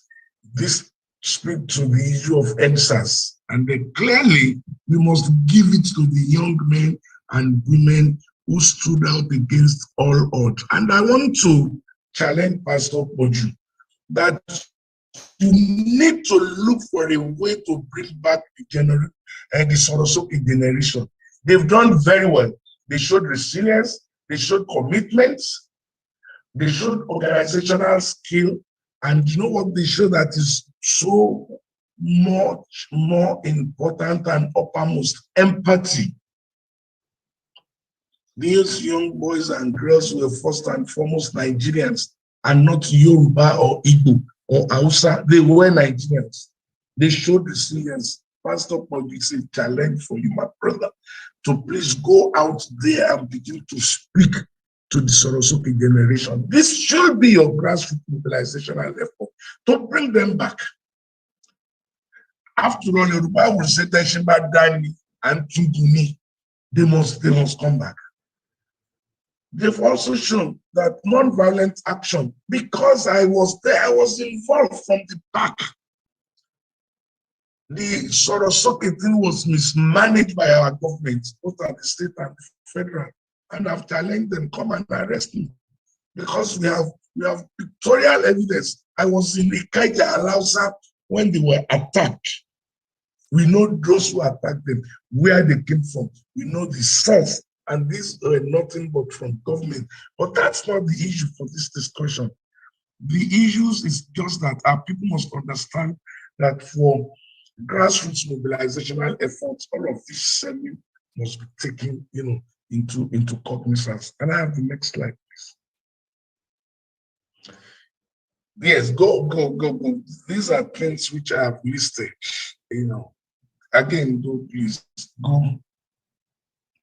Move further now. Yes. You see, what the agitators of either ESN IPOB or the outside consultative youth or the Odua Nation agitator, what they are trying to do is to challenge the legitimacy and authority of our government. And that's why you have the issue of let us have another constitution, let us go back to Republican constitution, because the government has not done well for them. And all they are doing is wanting to challenge the legitimacy, albeit in ways that are non-violent. And this is key for us to move people at the lower echelon or the bottom, of the pyramid, in getting them to engage. This is one of the tools which we must use. Though it's out there, but discussions like this will do well in ventilating the challenge of legitimacy and the authority of our governments and our leaders in ways that the younger generation will clearly begin to see it. Next, please. Can I have the next slide after this? Please go further down. Go further down. Yes. No. Can you come back? No, to the political. Yes. Now, there is no country, including the Nazis, that have changed anything without resistance. And we must begin to tell ourselves, in the days of June 12 agitation, I, in company with Alhaji MD Yusuf, retired IGP, without making a noise of it, constituted a nuclear, movement where we were standing up to Abacha, where I was declared wanted, yet I was moving all over the country, moving from one point to another, resisting the government using social platform. Then, by writing, I remember there was a particular time that I was posted along Owerinewi, and I had in my car tracks that were speaking to Abacha, don't butcher us. Abacha, you are illegitimate. Abacha, you are this. Abacha, you are that. And we need to move all night. So when I was stopped, at the checkpoint, I now called the officer leading the checkpoint to say, we are the people you are looking for, but we are trying to do this to save this country. Don't bother to open the boot of my car. If you do, you will faint. So do me a big favor, let me go. And the man was like, are you mad? And I said, no, you want to see it, but I promise you when you see it, you will faint. So I tried to engage him. After about 30 minutes, he didn't bother to look at it. He got convinced that truly the way to go is to resist that government.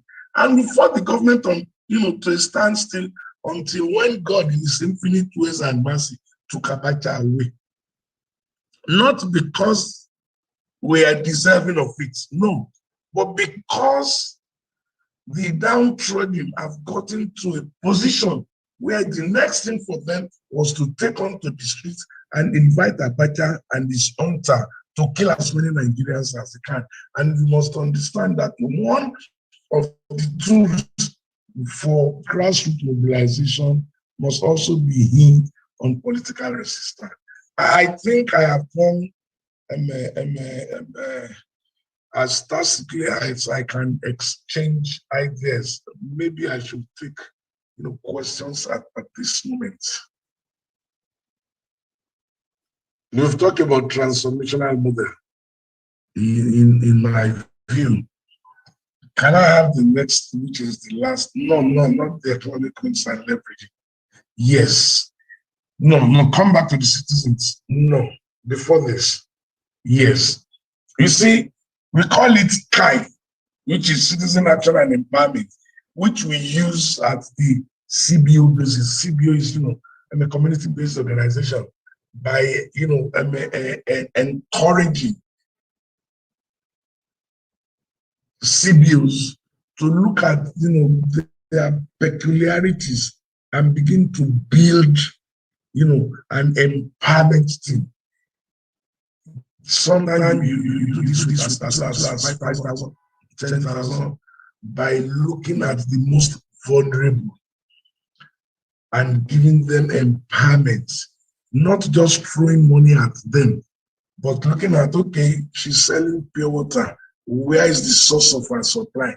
Go to the source of supply and say, you know what, on behalf of this person, I'm paying for a supply of 1 week for this person. It's the way to empower. You've created an action unknown to the person. So a month, 6 weeks down the line, you now go back to check on that person. So what you see is that person believing in you, trusting in you, and beginning to look at issues which you try, you see, to put at the forefront. And we do this mostly when we want to challenge local authorities, local government authorities, and we move around empowering without making a hue and cry of the empowerment, without bringing people together to say, we want to do empowerment too, as they put it, we want to do poverty. No, you cannot eradicate poverty because our people do not understand poverty, reduction strategy. So this is what we do.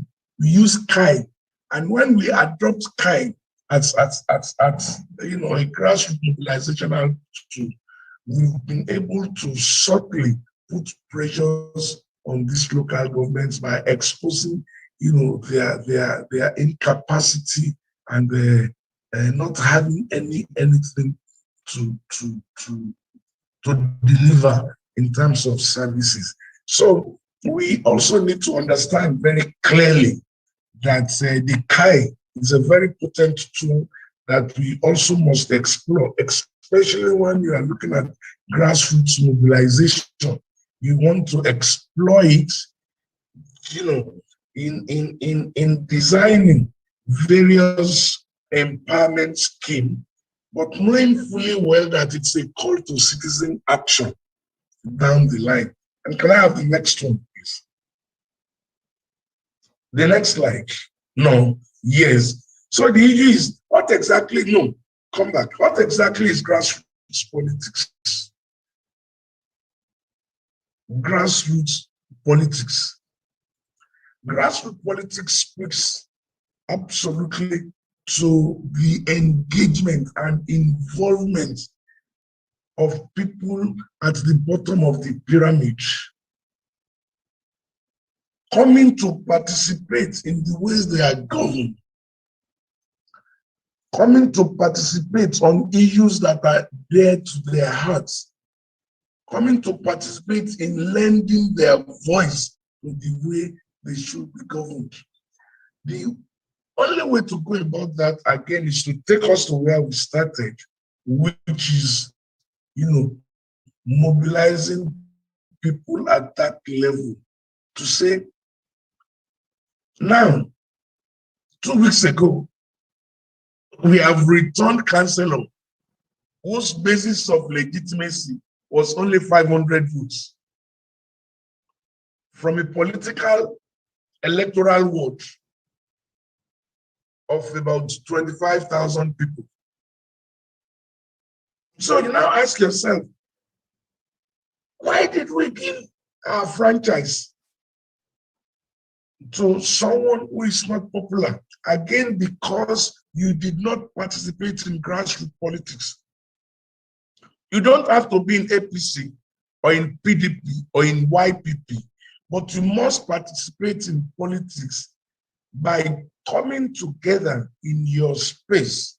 And that is where we all come in. We must encourage in our various streets and community political discussions. We must always come together, either on a Saturday or on a Sunday. We must always look for a way to ventilate political discussions.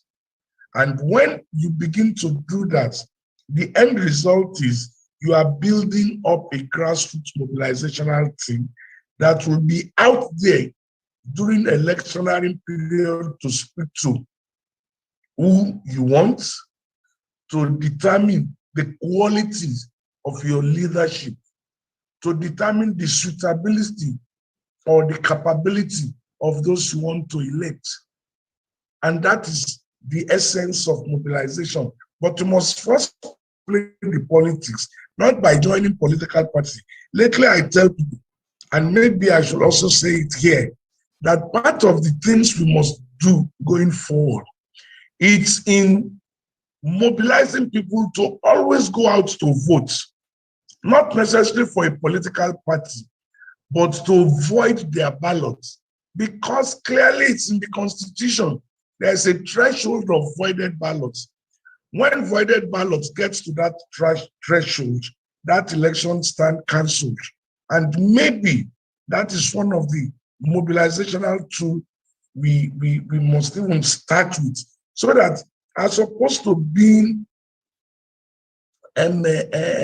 unconcerned, we can begin to bring out people to exercise their franchise, to exercise their social contract by voiding their ballots, to say, no, be counted, because it must be counted.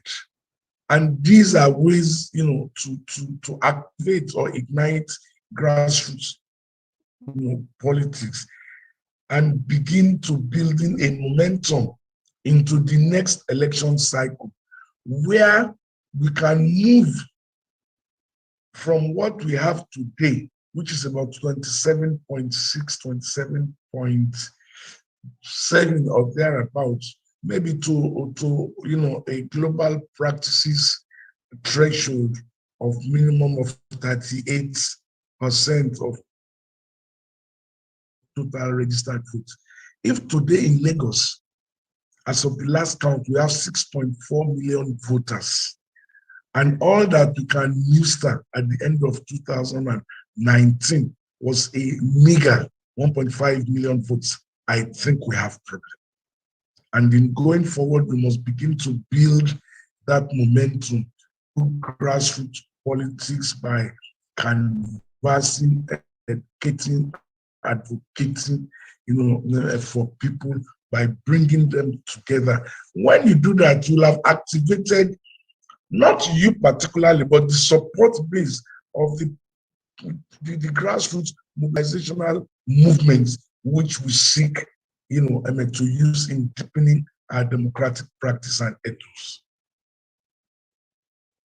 The next one, please.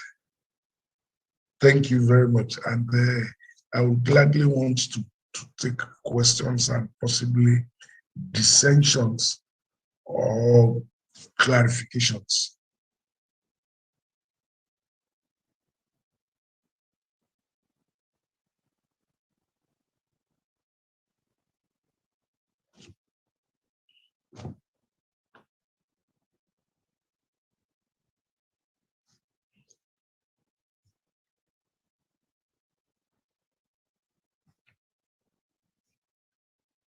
Hello?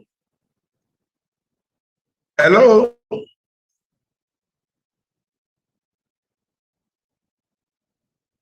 Hello?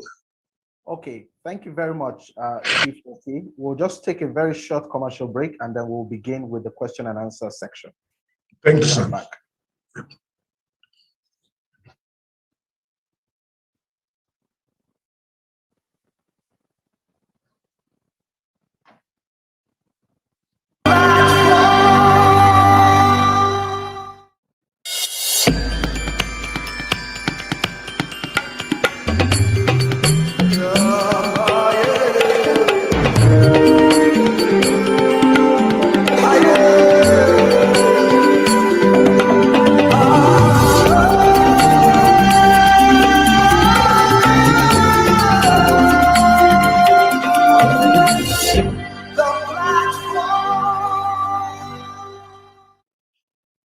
Welcome back from that very engaging presentation by Chief Fuad Oki, APC chieftain here in Lagos State and political strategist spanning over 40 years.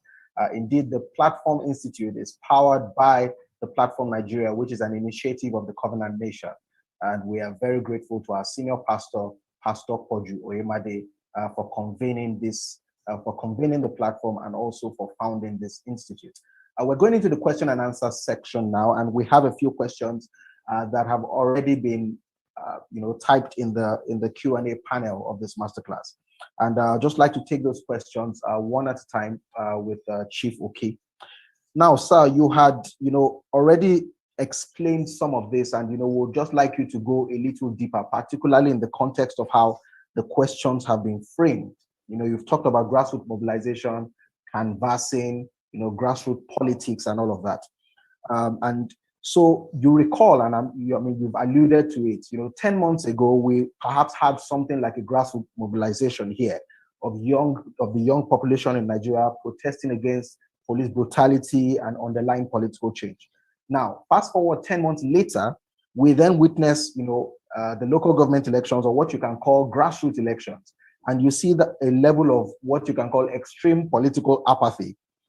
One will have imagined that, that energy, from 10 months ago would translate into a movement for change in the ballot box, at the slightest opportunity presented.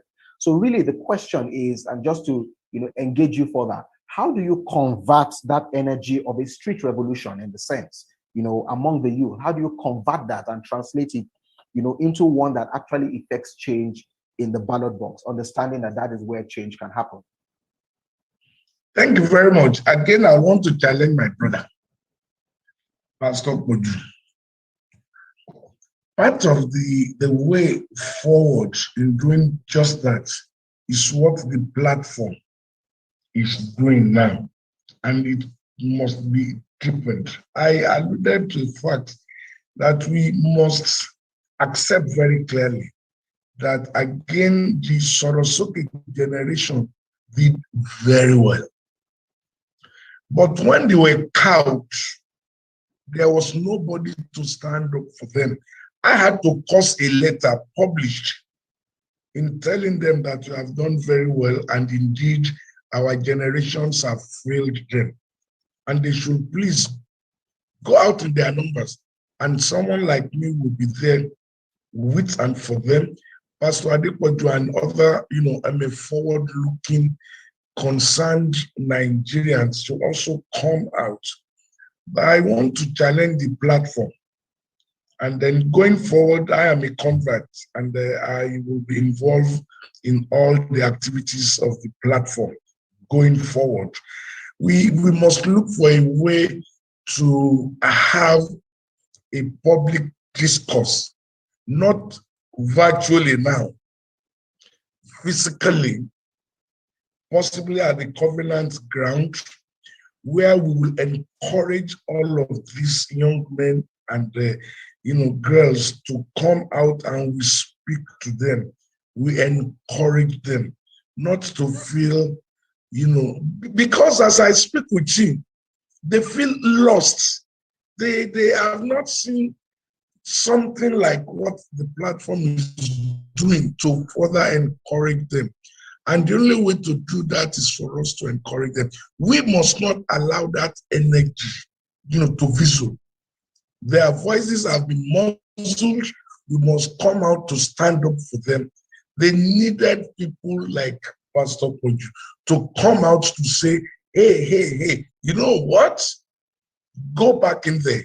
When you look back, you will see me. I will be there for you, because the good Lord is there for all of us. And that's the way to go about it.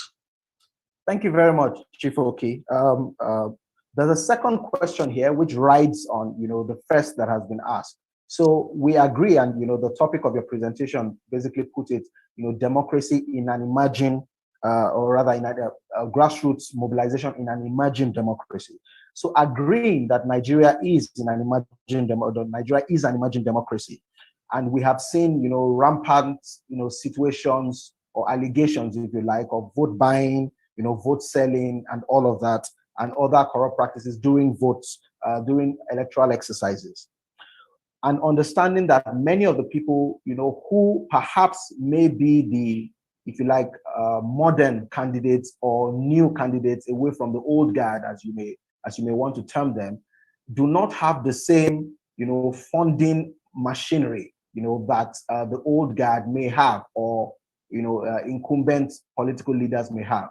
So the question is, how do you, implant a paradigm shift, among the electorate, in this case, grassroots, in order to properly fund, and in that case, present a system that brings a strong demand for good governance. So it's about funding and also that paradigm shift. What are the effective strategies to achieving that?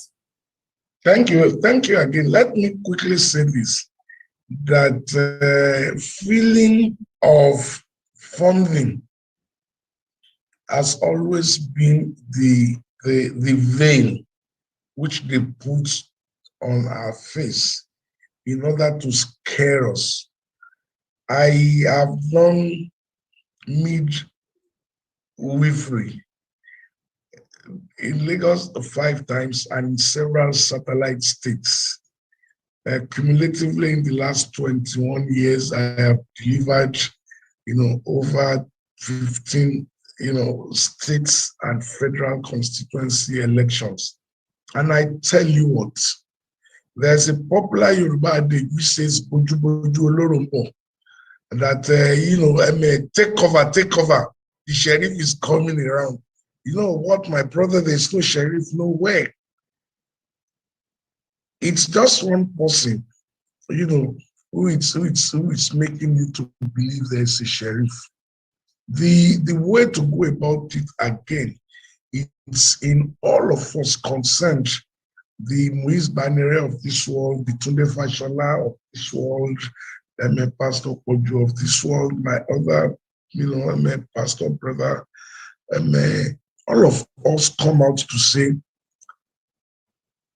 when you mobilize money, the mobilized fund is expected to use to buy votes, right? But when you engage with people and you get them to buy into what we're trying to talk about, you need little or no money, my brother. I have midwife election where at the end of the day they said they spent 10 billion, 12 billion.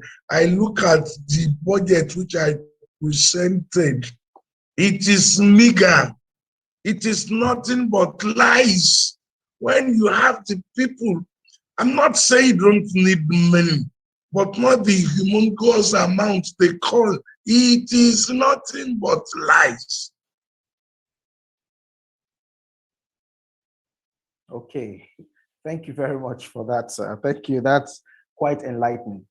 We have some other questions here, but I want to take this one and then I'll come back to the point around voiding ballots that you had explained. So we'll come back to that question. But this one is, I like the way it's put.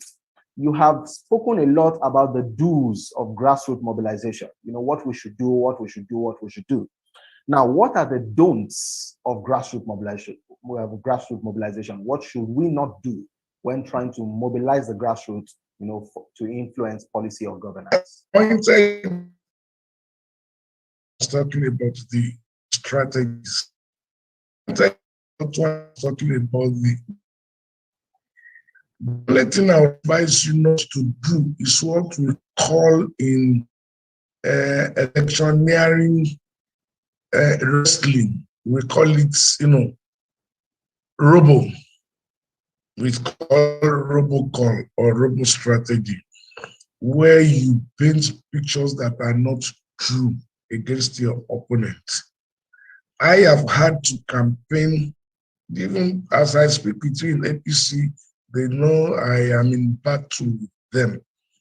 But not, you see, when you observe something good in a person, not minding the fact that you want him change, you don't plant untrue things about that person. You don't denigrate people's personality. You don't pull people down. Anything that is not policy-based, anything that is not truthful, you don't do. That is the only don't. You don't bring in, personal issues. You don't bring, he's too black, he's too white, he's short, he's a thief, it's a robber. It must be issue-based. Anything outside of issues, you don't do it. Those are the only don'ts. You don't do it. Okay. It must be policy and issue-based. Anything outside of that, are the don'ts. When you are painting a picture, a gloomy picture, which I said, it's about the picture the way you see it. About if we don't take action, this is the likely destination we will find ourselves. Not by saying, oh, look at the contract they awarded. It is They said they award it 1 billion. It should not be more than 400 million. Do you have the benefit of looking at the process? So you don't do those things. You look at the road furniture, if it's not there. You can now say, look at the road which is constructed. This ought to be there. This is not there. If we are given an opportunity, this is the way it will be killed. And not to say, oh, it's a thief. Oh, it's no, don't do that. No, don't. Okay. Chief, I'm tempted to stretch that question a little, but let me pause on it. We'll come back to it, so it doesn't get too heated. But there are about 3 more questions here that are equally, as insightful or as investigative. So let's take them. The first says, can you please expatiate on what you mean by voiding ballots? So you started that conversation during your presentation, and can you just expand on it? Okay, let me tell you clearly. When you go to vote, after accreditation, when you are certified to be a participant in that exercise, you'll be given a ballot paper to speak to. And on the ballot paper, let us take governorship election, and 14 political parties are participating. And because you found out that the protest undertaken by those parties or the candidates on that ballot do not meet, your own expectation in terms of who to give, because you also must understand something very clearly. When you vote, you are only saying something to the man that is being voted, that I am giving you my sovereignty to hold in trust for me, to speak and act on my behalf for a period of 4 years. So if you don't find any of those that have been presented by the political parties, all you need to do is either to cross vote between 2 boxes, or to vote on all the boxes. At least when you vote more than 1 box, that particular ballot becomes voided because you have not clearly voted for any party. Now, by law, those ballots that are voided must also be counted. When they are counted, by law, there is a threshold which says if 1/3 of total vote cast is voided, that election stand cancelled. Maybe that is the way to start, by speaking up against the shenanigans, against the way that we are being taken for granted by political parties and political operators. And that is what I am talking about. Maybe we should start that way. Okay. Rather than sitting at home, accepting a fait accompli by not participating. Not participating is not good enough, and it should not be an option. The option should be to participate and void your votes. Indeed. Thank you very much for clarifying. Not participating is not an option, and it should not be our approach. Our next question here, sir, is about the diaspora. So the Nigerians in diaspora, and we have a very large community of those now. Even as we speak, there are a lot of, we call it the brain drain, or people migrating, to other countries, perceivably for, greener pastures in the sense.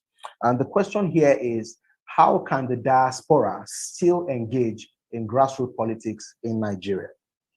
My brother, there is nothing called diaspora. Let us tell ourselves the truth. I trained in the United States. I was in the US for 15 years before coming home to participate. There is no diaspora nowhere. It is all elitist. You want to participate? Come, let me share this with you. during the June 12 debacle, when we started, I no go gree, as we call it then, the few of us who can stand the heat in the kitchen stood gidigba in Nigeria, did not go anywhere. Those who cannot stand the heat ran out of the country to seek asylum. So they came together and called themselves Nadeko. Those of us who did not leave Nigeria, we were not Nadeko. We do not even have a name other than to stand gidigba, and we're doing it. Diaspora, it's out there in a comfort zone, wanting to determine. I don't believe in it. I don't buy it. You want to participate, come home. Let all of us stand together. Let us have one voice. And that's my personal and candid view about the issue of diaspora. Okay, thank you very much. Noted. The next question, so I want to take you back to what you called or what we asked as the don'ts of grassroots mobilization. Now, you will agree with me that everything you had stated as don'ts, don't go into personal issues and you stick to the truth. That's the ideal. But in practice, we find, that politicians, activists slug it out, even to personal matters. So the question is, as a grassroots mobilizer, understanding that while you may want to, stick to the ideals in terms of the don'ts, others may play it rough. The question then is, how do you protect yourself? How do you stay safe? And we're talking about, personal issues all the way from slighting, or maligning, even up to violence, in this issue. So how do you protect yourself? Yeah, let me start by being philosophical. That the man with God will forever be majority. In all we do, the first rule of safety, it's in keeping yourself from the way of harm. That's the first rule. And in keeping yourself out of the way of harm, it's also in not provocating issues that are personal. I have been standing up against the status quo for as long as I can remember. But one thing is very clear. I take people on issues and not personal things. Recently, I started, what is called the Right to Choose movement. And in one of my write-ups or interview, I alluded to the fact that Lagosians should rise up and tell people who have placed their knee jack on the jugular of Lagos. And some people came around to say, you're attacking somebody. I said, no. Unless somebody feels that he's placed his knee jack on the jugular of Lagos. And these are the ways to go. There is no fast rule, other than you personally ensuring that you do not place yourself in the way of harm by your words and deed. And you must also understand that nothing good comes easy and no pain, no gain. During the Abacha era, we were turned into jailbirds. They would pick us in the morning, release us in the evening. There was a particular time they were looking all over the place for Fuadoki. Yet Fuadoki was arrested over 10 times, being asked who is Fuadoki, whether he knows Fuadoki. So you must expect all of these challenges, but you must first keep yourself from way of harm by your ways and means, and that's the important thing here. Thank you very much, sir. Understood. So keep yourself away from harm. There are attacks, but not always.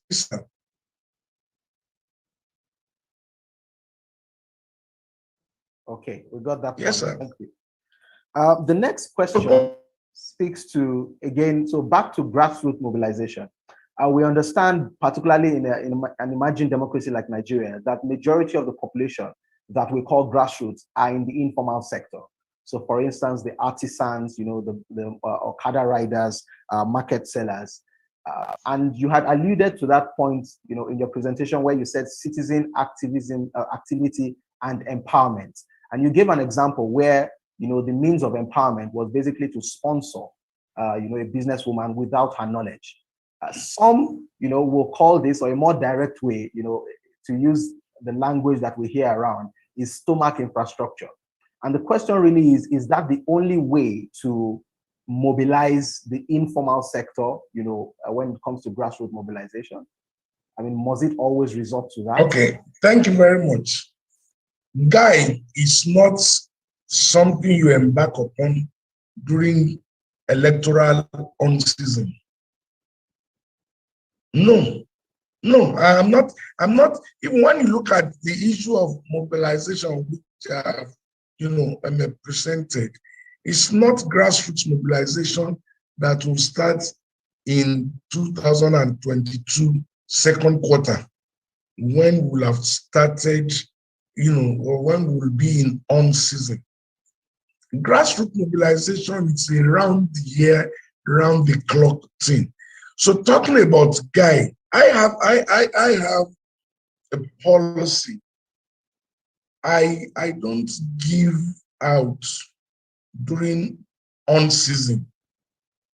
I don't, as a matter of rules, because I don't want to be misconstrued as wanting to pay, ahead of services that will be rendered. And you know why? Most times our people at the grassroots will tell you, when you do certain things on season, that you are trying to lure them into wanting to come with you. During on season, sometimes I am very, very irascible during on season. When people come to me and I'll tell them, I'm not going to do this, keep it until after election. No, I won't do this, keep it until after election. Off season, I do that because I want to ventilate a policy issue. I want to ventilate a position which will now germinate during on season. And now let me tell you this, I hardly go out to tell people, vote for my candidates. No. I go out to encourage people to go out there and vote. But you know what? Because there will always be an issue. You now use that to ventilate the position and wait until you get their buy-ins, convince them, and they become a convert. And the moment they are a convert, you know what the strategy is? Just convert one, encourage the one you converted, you bring in family. And that's it. That's all. So, Guy, it's not a tool you use effectively on season. It's a tool you use off season. Okay. Understood. Thank you very much for that clarification. Chief, we have a few more questions here. And, many of them draw reference to the political, or if you like, the NSAS protests of last year. And I can understand why, if the median population age in Nigeria is about 18 years old, then really the latest reference, or perhaps the only known reference to any grassroots, mobilization or protest or, activism that you may want to call it, is actually the NSAS process for many of the youth. So I'd like to again draw reference to that as I ask this question. And let me say that you've advised Pastor Koju, on what to do. But let's now, ask for yes, your stand up. Let's ask for your advice to the youth, that perhaps took, part in that protest. That what will be your advice to the Nigerian youth in going forward to begin effectively addressing issues through grassroots mobilization? I mean, given what has already happened 10 months ago, how do they pick it up again? Thank you very much. You need to go back to look at the history of political evolution.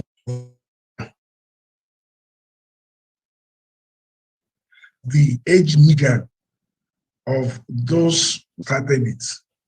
How old was the great Zik Africa? How old was he? How old was Chief Obafemi Awolowo, the sage? How old was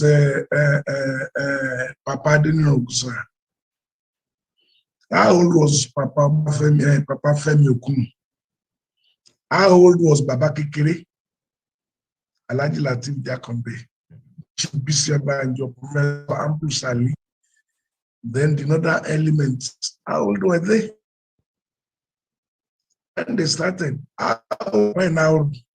when he moved a motion for Nigeria's independence, they're much younger than the Sorosoke generations.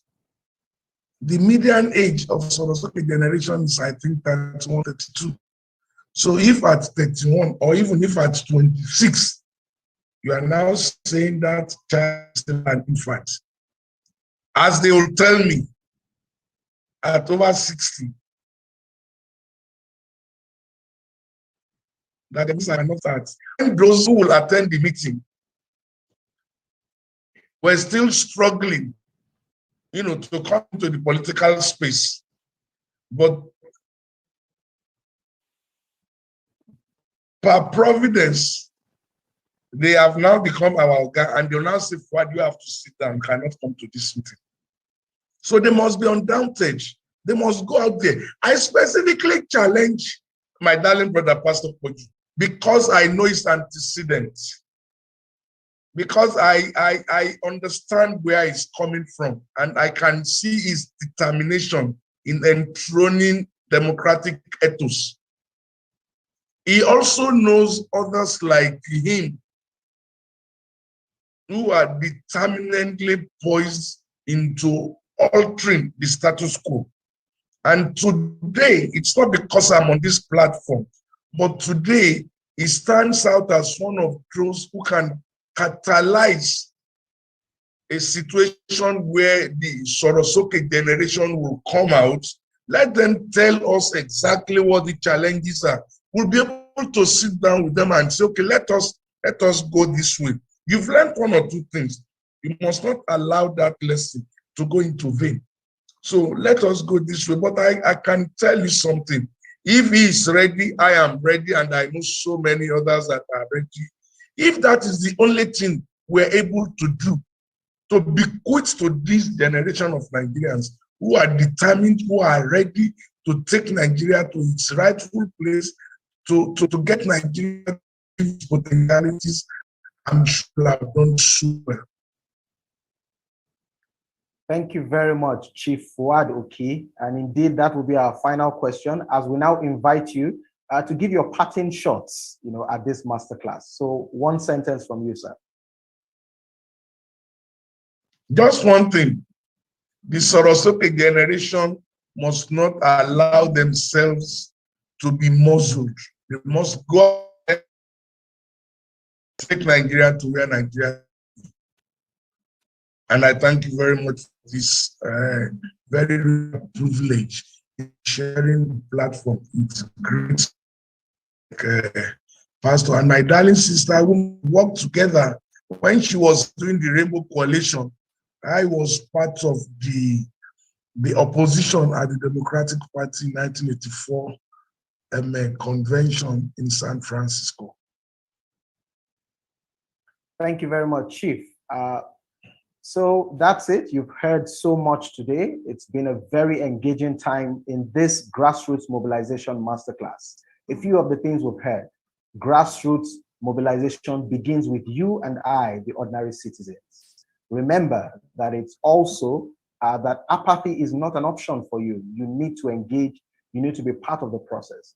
And in doing this, it's important that you stick to the truth, stick to an issues-based mobilization, as opposed to taking on personal challenges or personal issues and making it, a smear campaign or otherwise. Of course, in all of this, safety, safety, safety. It's important to remove yourself from harm's way and ensure that you secure your safety as much as practicable. Diaspora, you can engage in the Nigerian movement. You can engage. You can also mobilize and be part of the grassroots movement, a movement culture that involves everybody at the seat, at everybody having a seat at the table. And as Donna Brazile said, even if it means bringing in folding chairs. On that note, I'd like to thank you for engaging with the Platform Masterclass. Please look out across our social media channels or on our website, www.theplatformnigeria.org, for announcements about the next masterclass. Till then.